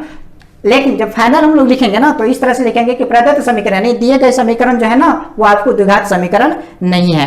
तो अगर हम लोग लिखें तो नहीं भी लिख करके छोड़ सकते हैं। जैसे नंबर 1 का है, आप जब आंसर लिस्ट में जाओगे तो पाओगे नंबर 1 नहीं, इस तरह से आप पाएंगे। तो मैं आशा करता हूं कि ये चीजें आपको समझ में आई होंगी। चलते हैं हम इसी का नंबर 2 में। फ्रेंड्स क्वेश्चन है हम लोगों का x² minus 3x equal to 5 into 2 minus x। अब हम लोग इसे सोल्व करेंगे। Friends x² minus 3x equal to 5 into 2 करेंगे हम लोग तो 10 पाएंगे। 5 को अगर 2 से इंटू करेंगे तो 10 पाएंगे। अब ये साइन आपका प्लस है और ये साइन आपका माइनस है, तो साइन प्लस इंटू माइनस करेंगे तो यहाँ पे साइन माइनस आएगा, इसलिए मैंने यहाँ पर माइनस का साइन लिया है। अब 5 इंटू एक्स करेंगे ना तो 5x आएगा। अब हम लोग चेक करना है हम लोग को द्विघात समीकरण के रूप में ये है या नहीं है, तो इसलिए क्या करेंगे ना कि हम लोग को 0 भी तो इक्वल में रखना है, तो हम लोग सबको रिप्लेस करेंगे। तो लिखेंगे x² minus 3x, left hand side में कोई भी चेंजिंग, लेफ्ट हैंड साइड के जो टर्म होते हैं उसमें कोई भी चेंजिंग नहीं होता, वो जैसे रहते हैं उस तरह से ही उसको छोड़ दिया जाता है। अब हम लोग को रिप्लेस करना है राइट हैंड साइड के जो भी टर्म्स हैं उसको। फ्रेंड्स ये 10 आपका प्लस में है ना, इसका भी साइन चेंज होगा। जब साइन चेंज होगा इसका तो ये अभी आपका प्लस है, साइड चेंज होने के बाद ये आपका माइनस हो जाएगा। अब हम लोग इसको अगर रिप्लेस करते हैं तो ये साइन आपका माइनस में है, ये आपका साइड चेंज होने पर प्लस हो जाएगा, तो 5x लिखेंगे इक्वल टू 0 लेना है। अब फ्रेंड्स ये x² है, ये माइनस 3x है, ये माइनस 10 है और ये प्लस 5x है। जो x के फॉर्म में उसको हम लोग एक साथ लिखेंगे, x² माइनस 3x प्लस जो x वाले हैं ना वेरिएबल पार्ट जो है उसको एक पहले लिखेंगे और जो नंबर पार्ट है उसको हम लोग बाद में लिखेंगे, यानी नंबर पार्ट के जो कांस्टेंट हैं उसको हम लोग बाद में लिखेंगे। तो x² minus 3x plus 5x, ये मैंने सबको एक साथ लिखा। अब आपका ये नंबर पार्ट, सॉरी ये आपका कांस्टेंट क्या है 10 है ना, तो -10 मैंने यहाँ पर लिखा, क्योंकि फॉर्म जो होता है वो ये होता है आपको x² plus bx plus c, जिसमें c आपको एक कांस्टेंट है, तो एक कांस्टेंट को हमको लास्ट में रखना था, इसीलिए मैंने जो वेरिएबल पार्ट है उसको पहले लिखा और जो कांस्टेंट है उसको बाद में लिखा, इक्वल टू 0। अब फ्रेंड्स x², ये आपका -3x है और ये आपका 5x है, ये तो बड़ी संख्या है ना, ये 5 जो है एक बड़ी संख्या है, 5 में से तो 3 को हम लोग माइनस कर ही सकते हैं, तो 5 में से 3 को माइनस किया तो क्या पाया, 2 पाया। रिजल्ट क्या आएगा आपको, पॉजिटिव आएगा, क्यों कि ये संख्या भी बड़ी है और इसका साइन भी आपका पॉजिटिव है, ये संख्या छोटी है और साइन इसका नेगेटिव है, इससे ये डायरेक्ट माइनस हो जाएगा, तो क्या हो गया +2x हुआ -10 इक्वल टू 0। फ्रेंड्स अब हम लोग पा ले रहे हैं यहाँ पर इसको x² plus bx plus c पा रहे हैं ना। यहाँ पे आपको जरूरी नहीं है कि हर जगह आपको a होना ही चाहिए, मैंने आपको बार बार बताया है कि जो a और b नजर आ रहा है ना, यह आपका एक नंबर पार्ट है, ये कहीं आपको मिल भी सकता है, दिया भी जा सकता है और कहीं नहीं भी दिया जा सकता है, लेकिन द्विघात समीकरण होने के लिए जो टर्म्स होते हैं ना, उन टर्म्स में कोई एक टर्म जो है आपका उसका स्क्वायर होना चाहिए, तो ये हम लोग का फर्स्ट टर्म है, यह इसका स्क्वायर तो नजर आ रहा है आप सबको, तो इसीलिए ये क्या है ना कि आपको द्विघात समीकरण का एक रूप है, इसे द्विघात समीकरण के रूप में लिखा जा सकता है। ठीक है, तो ये चीज है, तो क्या आंसर लिखेंगे, आंसर हम लोग लिखेंगे, अतः दिए गए समीकरण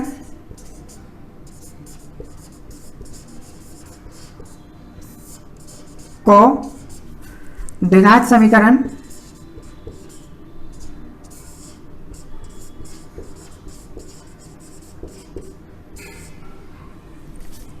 ax² plus bx plus c equal to 0 के रूप में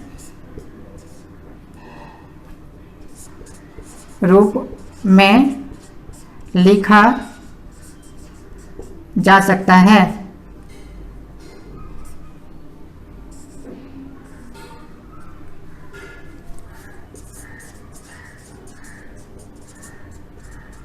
सकता है, यही आपका आंसर हो जाएगा।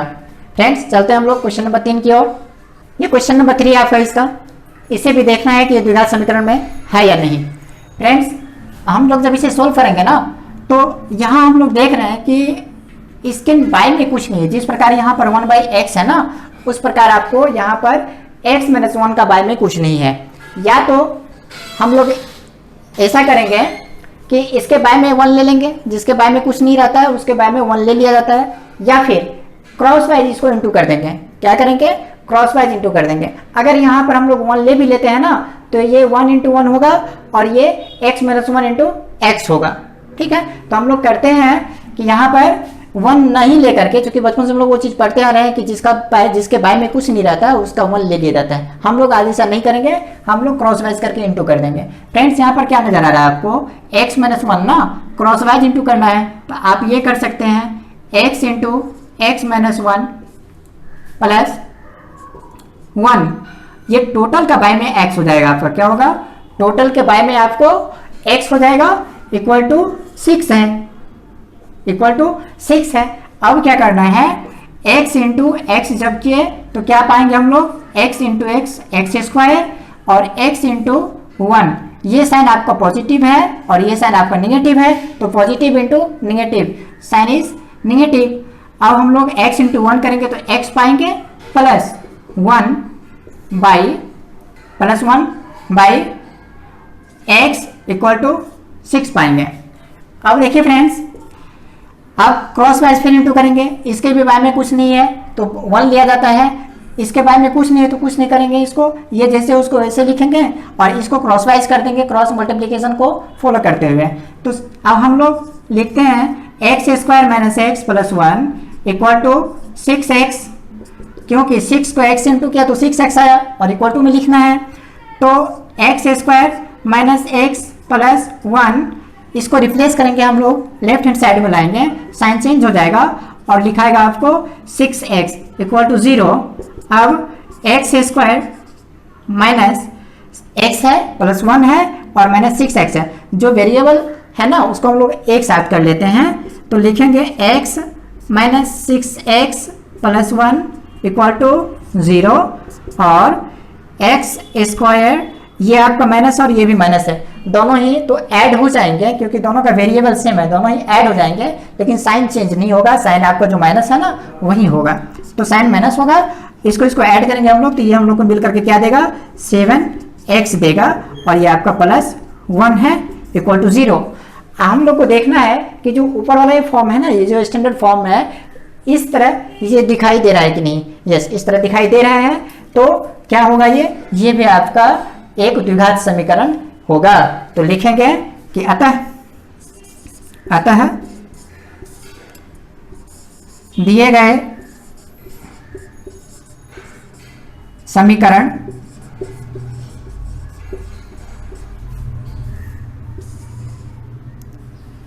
समीकरण को द्विघात समीकरण के रूप में लिखा जा सकता है,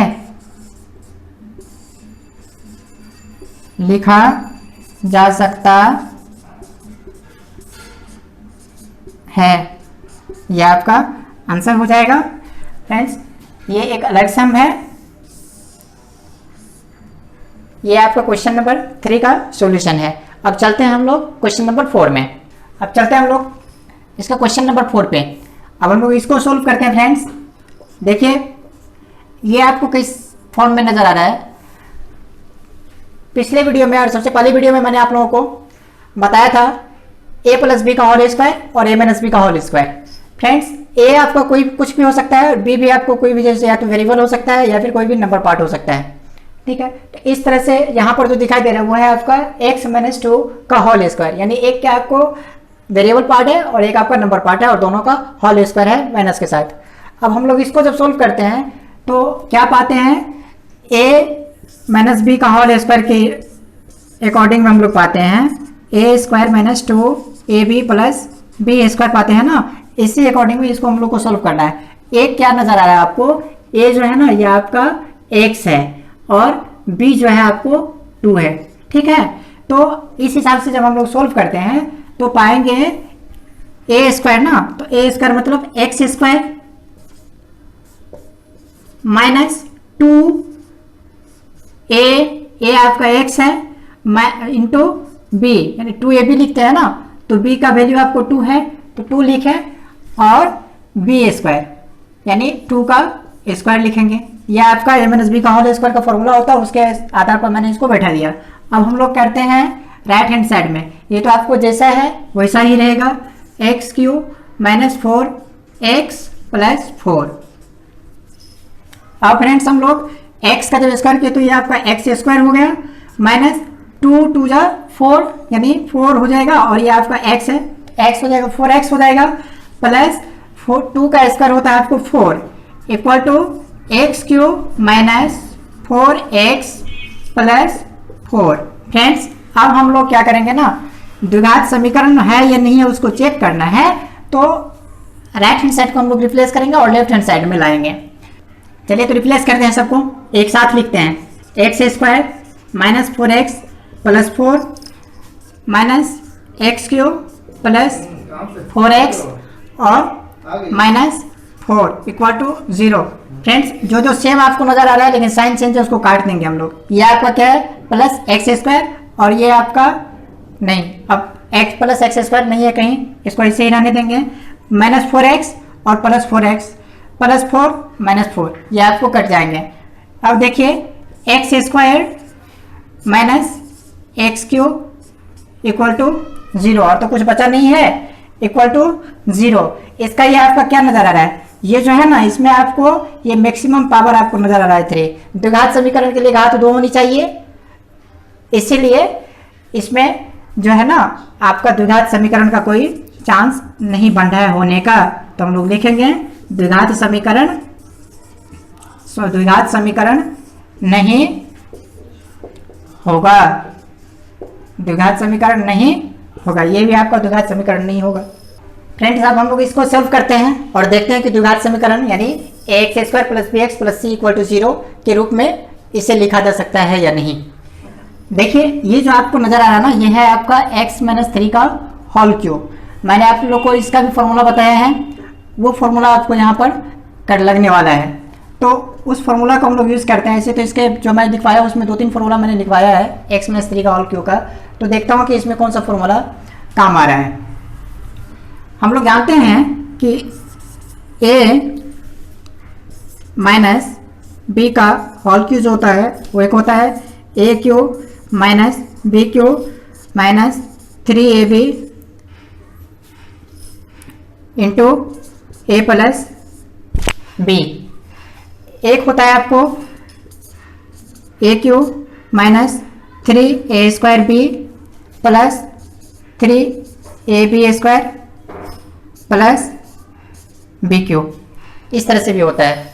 तो हम लोग इसी तरह से सॉल्व करते हुए चलते हैं, तो देखते हैं कि क्या पाते हैं। देखिए a क्यू अगर करते हैं तो a की जगह हम लोग को x है और b की जगह हम लोग को 3 है। जब हम लोग सॉल्व करते हैं इसके अकॉर्डिंग में तो x का क्यू करेंगे तो x क्यू हो जाएगा minus 3a square B minus 3a है आपका x और b है आपका 3 का स्क्वायर है ना, सॉरी a का स्क्वायर है ना, 3a स्क्वायर बी, तो x का हम लोग स्क्वायर करेंगे, फिर plus 3ab plus 3ab square plus b Q, b आपका 3 है तो 3 का क्यू करेंगे हम लोग।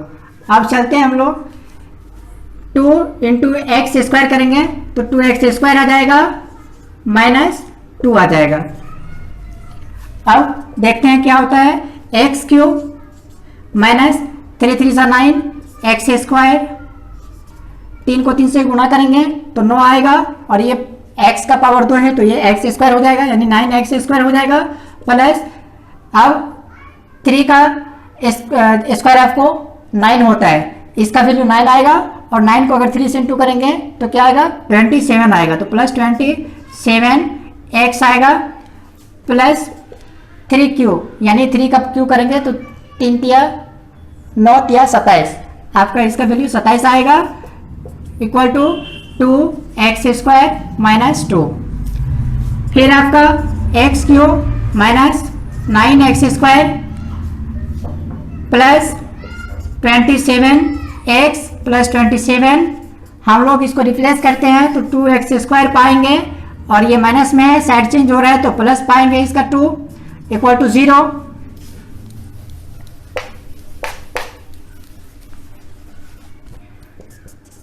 X cube minus 9x square और माइनस आपका 2x स्क्वायर है, दोनों ही आपको ऐड हो जाएगा क्योंकि दोनों का वेरिएबल सेम है, आपको वेरिएबल पार्ट दोनों का सेम है तो दोनों ही ऐड हो जाएगा, लेकिन साइन चेंज नहीं होगा। साइन चेंज नहीं होगा, हम लोग एक ही बार ऐड करके लिखते हैं यहाँ पर 2 और 9 आपका आ जाएगा 11x स्क्वायर प्लस 27x और ये आपका 27 है और ये आपका प्लस 2 है तो 27 और प्लस 2 29 आ जाएगा इक्वल टू 0। तो हम लोगों ने क्या पाया, फाइनली हम लोगों ने पाया x Q minus 11x square plus 20x plus 29। यहाँ पर टर्म कितने हो गए आपको, टर्म तो यहाँ पर 4 हो गए ना, तो टर्म 4 हो गए इसीलिए आपको जो है सो आप ये द्विघात समीकरण नहीं बनेगा। तो हम लोग इसको इस तरह से भी लिख सकते हैं, does not equal to ax square plus bx plus c equal to 0, यानी ये जो समीकरण बनाया आपको ये ax square plus bx plus c equal to 0 के जैसा नहीं है। आता है, लिखेंगे आता है दिए गए समीकरण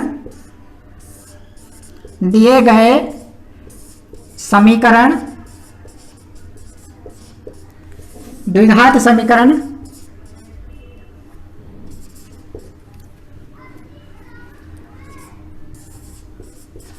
नहीं होगा, नहीं होगा। तो फ्रेंड्स ये था हमारा प्रयोग नंबर 1 का क्वेश्चन नंबर 1 से 5 तक उसका मैंने सोल्व करके बताया कि कौन कौन से ऐसे समीकरण है जो कि या जिन्हें कि ax² + bx + c = 0 के फॉर्म में लिखा जा सकता है।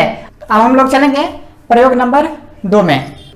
फ्रेंड्स, तो पहले हम लोगों को 10वीं कक्षा के छात्रों की संख्या को मानना होगा, क्योंकि प्रश्न में ये कहा गया है कि 9वीं कक्षा के छात्रों की संख्या 10वीं कक्षा के छात्रों की संख्या से 8 अधिक है। तो पहले हम लोग 10वीं कक्षा के छात्रों की संख्या को मान लेते हैं। माना कि 10वीं कक्षा के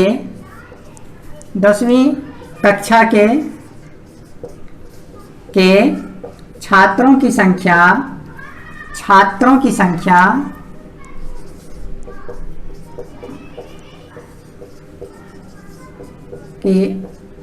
संख्या बराबर x है, ये हम लोगों ने मान लिया। अब प्रश्न में है कि 9वीं कक्षा के छात्रों की संख्या 10वीं कक्षा के छात्रों की संख्या से 8 अधिक है। तो जो मैंने माना है ना, उसमें 8 हम लोग को प्लस कर देना है। तो क्या हो जाएगा फ्रेंड्स? तो हो जाएगा 9वीं कक्षा के छात्रों की संख्या, 9वीं कक्षा के छात्रों की संख्या आपको हो जाएगी x + 8। अब कहा जा रहा है कि 9वीं कक्षा के छात्रों ने दिया, तो 9वीं कक्षा के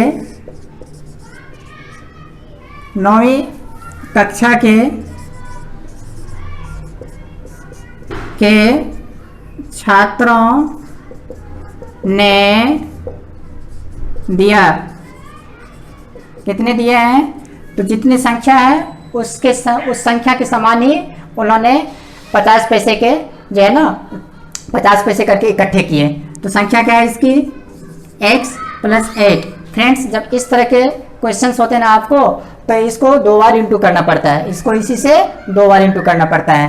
तो मैंने क्या यहाँ पर किया, x + 8 × 50। 50 क्यों किया? क्योंकि ये 50 पैसे करके दे रहे हैं, इंटू x + 8 × 50, दोनों का ही स्क्वायर है।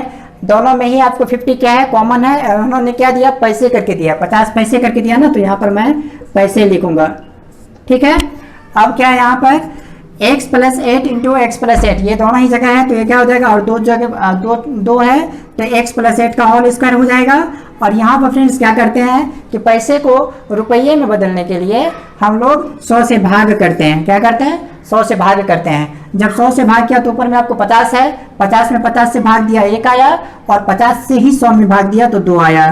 अब फ्रेंड्स यहाँ पर क्या आपको फिर 50 है और पैसे में है, तो 100 से भाग दिया, 50 से 50 को काटा एक बार में, 50 से 100 को काटा 2 बार में। अब दोनों ही जगह आपको 1/2 और 1/2 कॉमन है। यहाँ पर मुझे क्या करना है, इसका तो होल स्क्वायर हो जाएगा, और यहाँ पर आपको 1/2 कॉमन था, कॉमन ले लेना है। रुपये, पहले ये पैसा में था, अब ये क्या हो गए? रुपये हो गए। अब चलते हैं हम लोग 10वीं क्लास की ओर। उन्होंने क्या किया है, तो लिखेंगे 10वीं कक्षा के छात्रों ने दिया। क्या लिखेंगे? 10वीं कक्षा के छात्रों ने दिया। कितना करके दिया फ्रेंड्स? तो 10वीं कक्षा के छात्रों की संख्या जो है उसको उसकी संख्या से ही 2 बार इंटू करेंगे। तो x इंटू और अपनी कक्षा के छात्रों की संख्या के समान ही उन्होंने 1 रुपये करके दिए हैं। तो यहाँ पर एक बार 1 इंटू x इंटू फिर एक बार आपको 1 देंगे। ठीक है, क्योंकि मैंने आपको बता दिया कि जब इस तरह के प्रश्न होते हैं तो जो संख्याएं हम लोग मानते हैं ना अलग अलग, उसका स्क्वायर होता है। जो पैसे या रुपए हम लोग देते हैं उसको भी 2 बार जो है सो उसी से इंटू करते हैं। तो वही काम मैंने यहाँ पर भी किया था। फिर बाद में इसको पैसे को रुपये में कन्वर्ट कर लिया और जो आया उसको कॉमन ले लिया और फिर फाइनल करके यहाँ पर लिखा। इसी तरह से इसमें भी करना है फ्रेंड्स। अब हम लोग अगर देखते हैं तो इसको क्या लिखेंगे? रुपये लिखेंगे। अब देखिए यहाँ पर क्या होगा, x इंटू एक्स करेंगे तो x स्क्वायर हो जाएगा, और 1 से आप कितना भी बार किसी भी संख्या किसी वेरिएबल को इंटू कर लीजिए, उस वेरिएबल या फिर उस नंबर में कोई चेंजिंग नहीं आएगा। तो यहाँ पर ये x स्क्वायर हो जाएगा, रुपये हो जाएगा। अब फ्रेंड्स क्वेश्चन ये कर रहा है कि 9वीं कक्षा और 10वीं कक्षा के दोनों ही कक्षा के छात्रों ने मिलकर 1824 रुपये इकट्ठे किए हैं। कितने किए हैं? 1824 रुपये इकट्ठे किए हैं। जाहिर सी बात है कि 9वीं कक्षा के पास जितने पैसे होंगे, जितने रुपये होंगे, उन्होंने क्या किया होगा, 10वीं कक्षा के छात्रों के रुपये को आपस में जोड़ दिया होगा और तब 1824 रुपये दिया होगा। अब चलते हैं हम लोग प्रश्न से, लिखते हैं प्रश्न से एक्स स्क्वायर प्लस 8 का होल स्क्वायर बाई 2, क्यों कि यहाँ पर 2 इसलिए हो जाएगा कि ये बाय में 2 है ना, तो ये इसको अगर हम लोग इससे इंटू करते हैं तो इतना ही आएगा, और बाय में 2 है, ये आपको पूरे का बाय में 2 हो जाएगा। तो यहाँ पर मैं इसीलिए 2 किया हूँ। बराबर में कितने हैं, जितने इन दोनों ने मिलकर के इकट्ठे किए हैं 1824 ना, तो इसलिए मैं यहाँ पर 1824 बराबर में रख रहा हूँ। फ्रेंड्स लिखेंगे, और एक्स स्क्वायर को हम लोग अगर 2 से इंटू करते हैं ना तो क्या आएगा, 2x स्क्वायर आएगा।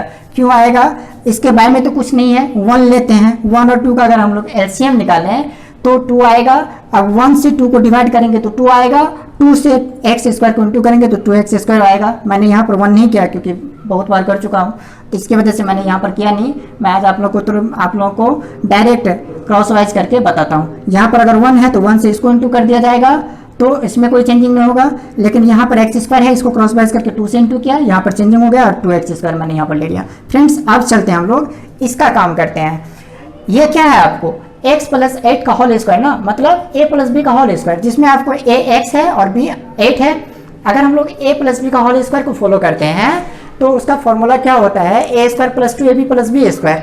तो यहाँ पर आपको a है, a स्क्वायर, a क्या है आपको x है, x का स्क्वायर करेंगे तो क्या आएगा, x स्क्वायर आएगा, plus 2ab 2 into x into 8, तो क्या आ जाएगा, 2 8 जा 16 इंटू x, तो क्या आ जाएगा 16x आ जाएगा friends, plus b square, plus क्या आ जाएगा b square, plus b square. B क्या है फ्रेंड्स आपको, बी आपको 8 है। अगर हम लोग 8 का स्क्वायर करते हैं तो 8 8 है 64 होता है, तो यहाँ पर मैंने 64 यानी 64 लिखा, इक्वल टू में क्या है फ्रेंड्स आपको 1824। अब ये टोटल में फ्रेंड्स आपको क्या होगा, ये टोटल में आपको बाय में 2 हो जाएगा, टोटल का बाय में 2 हो जाएगा। अब क्या करना है आपको कि ये आपका लेफ्ट हैंड साइड है ना, ये क्रॉस मल्टीप्लिकेशन होगा, क्या होगा, क्रॉस मल्टीप्लिकेशन होगा, ये आपको क्रॉस मल्टीप्लिकेशन होगा। 1824 यहाँ पर दोनों के बीच में लिखाएगा। इसको एक्सटेंड करेंगे हम लोग तो आप क्या पाएंगे, 2x square plus x square plus 16x plus 64 equal to 2 से इसको इंटू किया तो 24 इंटू 2 करेंगे तो 48 आएगा, और 18 को 2 से इंटू करेंगे तो 36 आएगा। फ्रेंड्स अब ये 2 और इसका काम हो गया, टोटल में इतना आया है। अब फ्रेंड्स चलते हैं हम लोग अगले स्टेप की ओर। अगले स्टेप में हम लोग पाते हैं कि यहाँ 2x स्क्वायर है, यहाँ x स्क्वायर है, दोनों का वेरिएबल पार्ट सेम है। जब वेरिएबल पार्ट सेम है तो इसमें 1 की वृद्धि हो जाएगी, या क्योंकि यहाँ पर आपको क्या है, यहाँ पर आपको 1 है, जब 1 है तो 2 और 1 3 हो जाएगा, तो यहाँ मैंने 3 लिया, और दोनों में ही आपका वेरिएबल पार्ट जो x स्क्वायर है वो आपको कॉमन है, तो यहाँ पर मैंने कॉमन ले लिया, यहाँ पर मैंने कॉमन ले लिया x स्क्वायर को, प्लस 16x प्लस 64। हम लोग को जो फॉर्मेट तैयार करना है, जो द्विघात समीकरण का जो स्टैंडर्ड फॉर्म होता है वो क्या होता है, वो तो यही होता है ना, ax square plus bx plus c equal to 0, ये होता है ना। तो इस फॉर्म में हम लोग को ले जाना है। तो फ्रेंड्स हम लोग को यहाँ पर जो है ना, यहाँ पर 0 चाहिए और यहाँ पर एक कांस्टेंट चाहिए, तो यहाँ इसकी जगह जो है यहाँ पर उसको हम लोग रिप्लेस करेंगे। तो क्या लिखेंगे यहाँ पर, माइनस 3648, क्या लिखेंगे 3648 बराबर 0। अब चलते हैं हम लोग फ्रेंड्स, यहाँ पर 3x स्क्वायर प्लस 16x। अब फ्रेंड्स इससे इसको माइनस करना है। जब माइनस करेंगे हम लोग तो क्या यहाँ पर पाते हैं 8 माइनस 4 करेंगे तो यहाँ पर हम लोग 4 पाएंगे। यहाँ आपको 4 में से 6 को माइनस करेंगे, माइनस नहीं होगा, हम लोग यहाँ से कैरी ले लेंगे, यहाँ 14 हो जाएगा, 14 माइनस 6 करेंगे तो यहाँ पर 8 हो जाएगा। और फ्रेंड्स यहाँ पर आपको क्या बचे हैं, यहाँ पर आपको 5 बचे हैं। जब 5 बचे हैं और फिर यहाँ पर आपको 3 बच गए हैं फ्रेंड्स, तो यहाँ पर यह आपका क्या आया, यहाँ पर आपको माइनस 3584 आया, यानी 84 आया है आपको यहाँ पर। हम लोग को बनाना क्या था, हम लोग को तो द्विघात समीकरण के रूप में इसको बनाना था ना, यानी इस स्टेटमेंट को फॉलो करते हुए सारी चीज़ों को लिखते हुए हम लोग को एक द्विघात समीकरण का फॉर्मेट तैयार करना था, जो कि होता है ax² plus bx plus c equal to 0, जिसमें a b और c कोई भी रियल नंबर होनी चाहिए। रियल नंबर मतलब 2 हो 3 हो 4 यानी कोई भी नंबर होनी चाहिए। तो यहाँ पर आपको a क्या है, a यहाँ पर 3 है और x आपका नज़र आ ही रहा है, b यहाँ पर क्या है आपको 16 है और c आपको क्या है जो एक कांस्टेंट होता है, ये c आपको एक कांस्टेंट यानी एक नंबर है जो कि 3584 है। तो इस तरह से मैंने इस स्टेटमेंट को फॉलो करते हुए आप लोगों को द्विघात समीकरण इसको कैसे बनाया जाएगा मैंने स्टेप वाइज करके आप लोगों को बताया है। यही इसका द्विघात समीकरण का रूप होता है फ्रेंड्स। तो चलते हैं हम लोग प्रयोग नंबर 3 की ओर। तो फ्रेंड्स चलते हैं हम लोग प्रयोग नंबर 3 में। प्रयोग नंबर 3 क्या कह रहा है देखते हैं। प्रयोग नंबर 3 कह रहा है कि एक आयताकार क्षेत्र की लंबाई एक उसकी चौड़ाई से 36 मीटर अधिक है। एक आयताकार क्षेत्र है, ये एक आयताकार क्षेत्र है, कॉर्नर ए, कॉर्नर बी, कॉर्नर सी और कॉर्नर डी। इसमें लंबाई जो है ना चौड़ाई से 36 मीटर अधिक है। इसमें लंबाई आपकी क्या है, लंबाई आपकी ये है और चौड़ाई आपकी ये है। अब देखिए यहाँ पर जो चौड़ाई है उससे 36 मीटर जो है सो लंबाई अधिक होगी। तो हम लोग क्या करेंगे कि सबसे पहले चौड़ाई को मानेंगे। जब हम लोग चौड़ाई x मानेंगे या कुछ भी मानेंगे तो लंबाई में हम लोग को 36 मीटर जोड़ना होगा।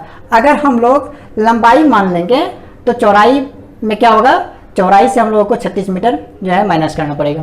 तो हम लोग ये करते हैं ना कि हम लोग चौड़ाई मान लेते हैं। चौड़ाई हम लोगों ने क्या माना, x माना। ये आमने सामने की जो भुजाएं होती है ना आयत में वो आपको बराबर होती है। तो जब अगर ये x है तो इसका सामने वाला, इसकी सामने वाली जो भुजा है वो भी x होगी, तो ये भी x है, ये भी एक दूसरे के आमने सामने में है। कह रहा है कि लंबाई चौड़ाई से 36 मीटर अधिक है। तो लंबाई क्या हो जाएगी, लंबाई हो जाएगी x प्लस 36 यानी 36। तो ये भी आ जाएगा आपको x प्लस 36। ये आपको लंबाई है और ये आपको चौड़ाई है। तो ये है आपका। तो मैंने आपको इस क्षेत्र को चित्र के माध्यम से समझा दिया कि क्वेश्चंस क्या कह रहा है। अब चलते हैं हम लोग इसको स्टेटमेंट को बनाते हैं द्विघात समीकरण की तरह। माना कि आयताकार क्षेत्र की चौड़ाई बराबर x मीटर, तो लंबाई क्या होगा, तो लंबाई हो जाएगा आपको x plus 36 metre, x plus 36 metre. Friends अब क्या कर रहा है, अब कर रहा है इसका क्षेत्रफल 460 वर्ग मीटर है। आयत के माध्यम से हम लोग जानते हैं कि आयत का जो क्षेत्रफल होता है, आयत का क्षेत्रफल बराबर लंबाई गुणी चौड़ाई होता है, लंबाई गुणी चौड़ाई होता है। हम लोगों ने लंबाई क्या माना है, लंबाई हम लोग को है यहाँ पर x प्लस 36 और यहाँ पर चौड़ाई है x। तो क्षेत्रफल हम लोग निकालेंगे, क्षेत्रफल के रूप में इसको लिखेंगे। तो लिखेंगे प्रश्न से क्षेत्रफल बराबर कितना दिया हुआ है आपको, 460 वर्ग मीटर, 460 वर्ग मीटर। अब है क्या आपको क्षेत्रफल ना, तो आयत का क्षेत्रफल या आयताकार क्षेत्र का क्षेत्रफल अगर निकालेंगे तो लंबाई गुनी चौड़ाई, तो लंबाई गुनी चौड़ाई बराबर क्षेत्रफल क्या होता है, लंबाई गुनी चौड़ाई। तो लंबाई गुनी चौड़ाई बराबर 460 वर्ग मीटर। लंबाई क्या है फ्रेंड्स हम लोगों का, लंबाई है x प्लस 36 इंटू एक्स कर देंगे हम लोग बराबर आपको 460 वर्ग मीटर। अब क्या करेंगे हम लोग, x into x square plus 36 into x 36x equal to 460 वर्ग मीटर। इतना ही करने से जो है ना हम लोग को ये 460 वर्ग मीटर बराबर में आ रहा है। अब फ्रेंड्स हम लोग को तो द्विघात समीकरण के रूप में इसको लिखना है, यानी ax square plus bx plus c equal to 0 के रूप में हम लोग को लिखना है। तो यहाँ पर हम लोग को तो c भी चाहिए ना, सी तो हम लोग को चाहिए ही चाहिए, सी लाना है। इसी को जब हम लोग रिप्लेस करेंगे ना लेफ्ट हैंड साइड में, तो ये साइन चेंज होकर के हम लोग को क्या आएगा, ये सी जो कांस्टेंट है इसके रूप में हम लोग को ये आएगा। तो रिप्लेस करना है, तो जो लेफ्ट हैंड साइड में है उसको साइन के साथ सेम ही लिखेंगे। तो एक्स स्क्वायर प्लस 36x, जब हम लोग इसको रिप्लेस करेंगे तो साइन भी इसका रिप्लेस होगा, साइन हो जाएगा आपको माइनस 460 इक्वल टू 0, क्योंकि हम लोग को यहाँ पर ये 0 चाहिए था, ये 0 आया। अगर इसको हम लोग रिप्लेस नहीं करते तो 0 नहीं पाते। अब क्या करना है, अब देखना कि कुछ कॉमन है, कुछ कॉमन नहीं। इसलिए कॉमन नहीं है आपको कि जो फॉर्मेट होता है ना, स्टैंडर्ड फॉर्म होता है द्विघात समीकरण का, वो ये होता है x square plus b x plus c equal to 0। Friends हम लोग को यहाँ पर बी एक्स की जगह तो बी तो दिख रहा है ना, नंबर पार्ट तो हम लोग को सेकंड टर्म में दिख रहा है, लेकिन फर्स्ट टर्म में कोई नंबर पार्ट हम लोग को नहीं दिख रहा है। तो जब फर्स्ट टर्म में कोई नंबर पार्ट हम लोग को नहीं दिख रहा है तो फिर कॉमन लेने की कोई बात ही जो है सो नहीं आती है। तो इसलिए फ्रेंड्स हम लोग क्या करेंगे कि इसको यहीं तक करके छोड़ देंगे और यही आपका द्विघात समीकरण का इस स्टेटमेंट को फॉलो करते हुए, समझते हुए ये एक रूप होगा। चलते हैं हम लोग आपके इस एग्जाम्पल के प्रयोग नंबर 4 में। फ्रेंड्स अब देखिए, हम लोगों ने तो द्विघात समीकरण यहाँ पर बना लिया। अब क्या कर रहा है, x square comma x to the power 0 के गुणांक निर्णय करें। अब हम लोग जानेंगे कि गुणांक क्या होता है। गुणांक क्या होता है इस चीज को आप लोग देख लें। मैं यहाँ पर लिख दिया हूँ कि आप लोग ये जानकर रखेंगे कि गुणांक के बारे में मैंने यहाँ पर आप लोगों को बताया। गुणांक क्या है, ये जो आपको नंबर पार्ट होते हैं ना, वेरिएबल पार्ट के साथ में जो नंबर पार्ट होते हैं वही गुणांक होते हैं। तो ये कहीं कहीं आपको दिखाई देगा, जैसे कि 2 हुआ, 3 हुआ, 4 हुआ, 1 तो किसी का भी जो है सो आपको गुणांक नहीं दिखाया जाता है, कोई भी नंबर पार्ट जो है सो 1 नहीं लिखा जाता है। तो अगर 1 रहे या अगर इसके पहले इस वेरिएबल पार्ट के पहले अगर कोई नंबर ना हो तो वहाँ 1 छुपा हुआ रहता है। तो इस तरह से क्या लिखेंगे, तब आप नंबर जो 1 जो है जहाँ कुछ नहीं रहेगा वेरिएबल पार्ट के पहले, उसके पहले आप वहाँ पे गुणांक के रूप में 1 लिखेंगे। अगर कोई नंबर हो ग्रेटर देन 1, जैसे 2 हुआ, 3 हुआ, कोई भी नंबर हुआ, तो वो आपको इसका जैसे गुणांक हो जाएगा। तो यही होते हैं गुणांक। इसमें बी है, बी आपको गुणांक है, क्या है, बी आपको गुणांक है। यहाँ सी जो आएगा ना, ये सी आपको गुणांक हो जाएगा। ठीक है फ्रेंड्स, ये सी आपको गुणांक हो जाएगा। तो ए बी सी यही गुणांक के रूप में आते हैं। तो क्या बताना है, x square comma x to the power 0 के गुणांक क्या होते हैं। अब ये जो एक्स टू द पावर 0 है ना, इसके ये क्या होता है, एक्स टू द पावर होता है क्या, आपको कोई भी नंबर है, ये एक्स आपको कोई भी जैसो क्या है, या एक्स आपको कोई भी नंबर है, उस नंबर पे अगर आपको ये पावर में 0 रहता है ना, तो उस पूरे का वैल्यू क्या हो जाता है, 1 हो जाता है। पूरे का वैल्यू आपको 1 हो जाता है। तो इस तरह से आपको यहाँ पर तो x नहीं दिख रहा है ना, इसके साथ तो x नहीं दिख रहा है, x नहीं दिख रहा है, तो ये तो 1 होता है आपको ना, 1 होता है। अगर ये 460 को हम लोगों ने 460 को अगर हम लोगों ने 1 से इंटू किया, क्योंकि इसका वैल्यू जो होता है, ये पावर का जो वैल्यू होता है वो 1 होता है, तो इसको अगर हम लोगों ने 1 से इंटू किया तो 460 ही आया ना। तो इसीलिए जो x टू द पावर 0 है उसका गुणांक क्या होगा, उसका गुणांक ये हो जाएगा। इस तरह से हम लिखेंगे अब मैं एक्स स्क्वायर का गुणांक बराबर क्या है, आपको कोई नंबर नहीं दिख रहा है ना, मतलब यहाँ पर 1 है, तो एक्स स्क्वायर का गुणांक क्या हो जाएगा, 1 हो जाएगा। एक्स स्क्वायर का गुणांक 1 हो जाएगा। अब क्या है आपको, एक्स का गुणांक, एक्स का गुणांक ये क्या है, एक्स किसके साथ इंटू है, एक्स दोनों के बीच में इंटू का साइन है ना, तो 36 के साथ इंटू है, तो ये 36 आपको क्या होगा, एक्स का गुणांक हो जाएगा। तो लिखेंगे एक्स का गुणांक बराबर 36, यानी प्लस के साइन के साथ लिखेंगे, और आपका जो x टू द पावर 0 है ना का गुणांक बराबर 460। इस तरह से जैसो आपको करना है, माइनस लगा के 460 करना है आपको। फ्रेंड्स तो यही होते हैं गुणांक, गुणांक इसी को कहा जाता है। तो इसमें ये था, सबके गुणांक को भी बताना था, गुणांक निर्णय करना था, और समीकरण भी बताना था, जो कि मैंने आपको बता दिया है। चलते हैं अब अगले प्रयोग नंबर 4 में।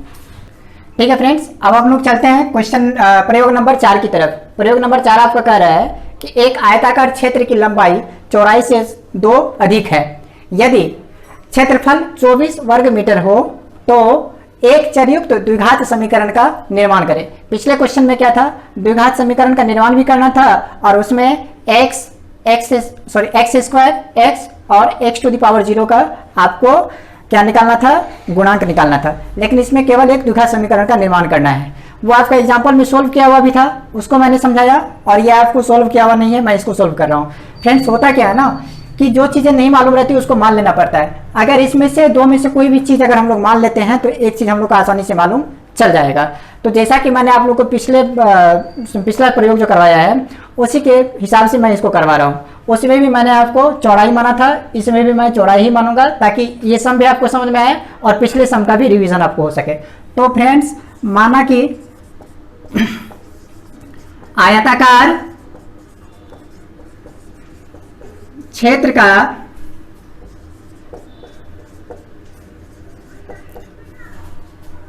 क्षेत्र की हो जाएगी चौड़ाई बराबर x मीटर, तो लंबाई क्या हो जाएगी, लंबाई चौड़ाई से 2 अधिक है ना, तो चौड़ाई में 2 जोड़ देंगे हम लोग, तो लंबाई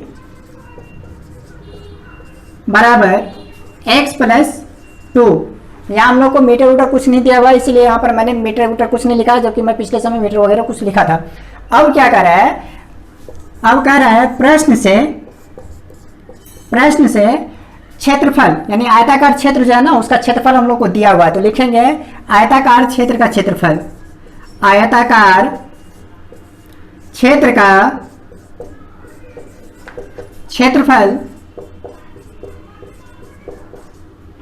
बराबर 24 स्क्वायर मीटर यानी वर्ग मीटर। ठीक है फ्रेंड्स, अब हम लोग जानते हैं कि किसी भी आयताकार क्षेत्र का क्षेत्रफल क्या होता है, लंबाई गुनी चौड़ाई। तो लिखेंगे या लंबाई गुणे चौड़ाई बराबर 24 वर्ग मीटर, या लंबाई क्या है हमारा, लंबाई x प्लस 2 है और चौड़ाई क्या है, चौड़ाई है आपको x मीटर बराबर 24 वर्ग मीटर। फ्रेंड्स फिर से इसको इंटू करना है, x इंटू एक्स करेंगे हम लोग, एक्स स्क्वायर हो जाएगा। कैसे होता है ये सारी चीज़ों को मैंने अपने पिछले वीडियोज में बता चुका है। अब प्लस 2 इंटू एक्स करेंगे तो 2x हो जाएगा, इक्वल टू 24 है। हम लोगों को क्या करना है, इसको इस फॉर्मेट में लिखना है, x square plus b x plus c equal to 0 के फॉर्मेट में। तो हम लोग को अब क्या करना है ना कि यहाँ 0 चाहिए और यहाँ हम लोग को एक कांस्टेंट चाहिए, तो रिप्लेस करना है इस नंबर को।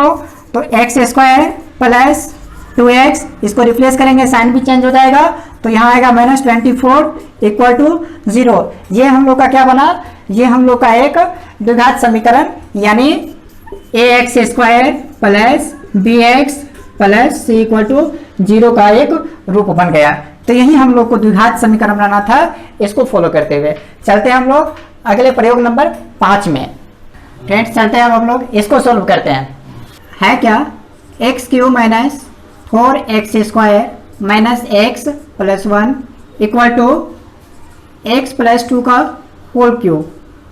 इसको सोल्व करना है, लास्ट में जो रिजल्ट आएगा ना वो क्या बन के आएगा, वो आएगा आपको ax square plus bx plus c equal to 0। क्यों आएगा, और ये इस फॉर्म में आएगा ही जैसा कि लग रहा है। क्यों आएगा, क्योंकि आपको पहले ही दे दिया है कि x square comma x to the power 0 का गुणांक लिखें। अगर ये द्विघात समीकरण नहीं बनता तो ये चीज़ें आपसे नहीं मांगी जाती, लेकिन द्विघात समीकरण आपको बन रहा है, इसीलिए आपको इसका गुणांक भी जो है सो इसमें निकालने को लिखा गया है। तो फ्रेंड्स चलते हैं, इसको हम लोग सोल्व करते हैं ताकि ये फॉर्म हम लोग को मिले। फ्रेंड्स ये जो दिया हुआ है ना x³ minus 4x square minus x plus 1, ये हम लोग का लेफ्ट हैंड साइड में है, इसे किसी के साथ इंटू नहीं करना है, इसको ऐसे ही लिखेंगे। अब हम लोग इसको सोल्व करते हैं। ये आपको नजर आ रहा होगा कि a प्लस बी का होल क्यू है। क्या है ये, a प्लस बी का होल क्यू है। इसके आधार पर हम लोग को इसको सोल्व करना है। तो देखते हैं,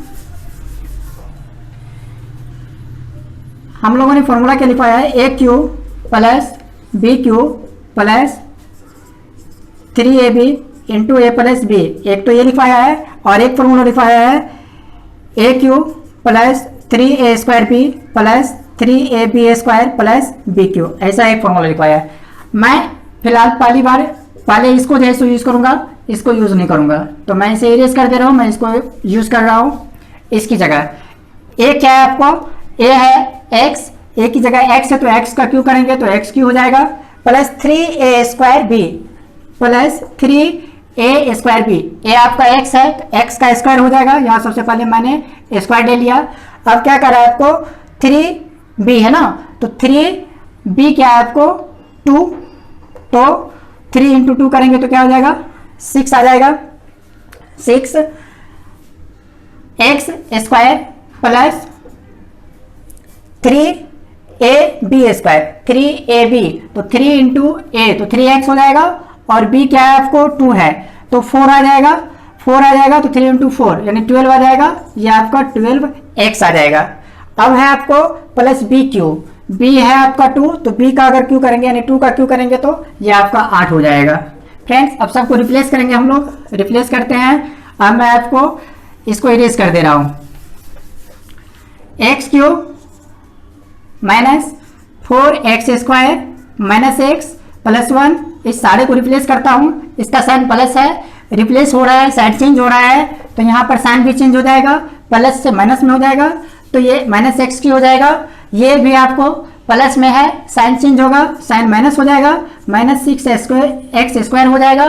फ्रेंड्स ये भी आपको प्लस में है, साइन चेंज हो रहा है, माइनस हो जाएगा, माइनस 12x हो जाएगा। ये भी आपको प्लस 8 है, साइड चेंज है, माइनस 8 हो जाएगा, इक्वल टू में 0 हो जाएगा। अब देखते हैं हम लोग कैंसिलेशन में चलते हैं, ये प्लस एक्स क्यू है, ये माइनस एक्स क्यू है, दोनों को हम लोग कट कर देंगे, दोनों ही आपस में कट जाएंगे। अब क्या बचा हुआ है, minus 4x² minus x plus 1 minus 6x²। Friends यहाँ पर x² दोनों का वेरिएबल सेम है और ये नंबर पार्ट अलग अलग है, लेकिन साइन दोनों का एक ही है, तो ये दोनों आपस में ऐड हो जाएंगे और साइन चेंज नहीं होगा। तो साइन से चेंज नहीं होगा तो माइनस का साइन माइनस ही रहेगा, और यहाँ पर 4 प्लस 6 किया हम लोगों ने तो 10 आया। फ्रेंड्स वेरिएबल पार्ट सेम है जो कि आपको x² है, यहाँ पर मैंने x² ले लिया, इन दोनों का रिजल्ट क्या आया माइनस 10x²। अब हम लोग चलते हैं x की तरफ, देखते हैं x कहाँ है, ये माइनस x है और ये भी आपको माइनस x है।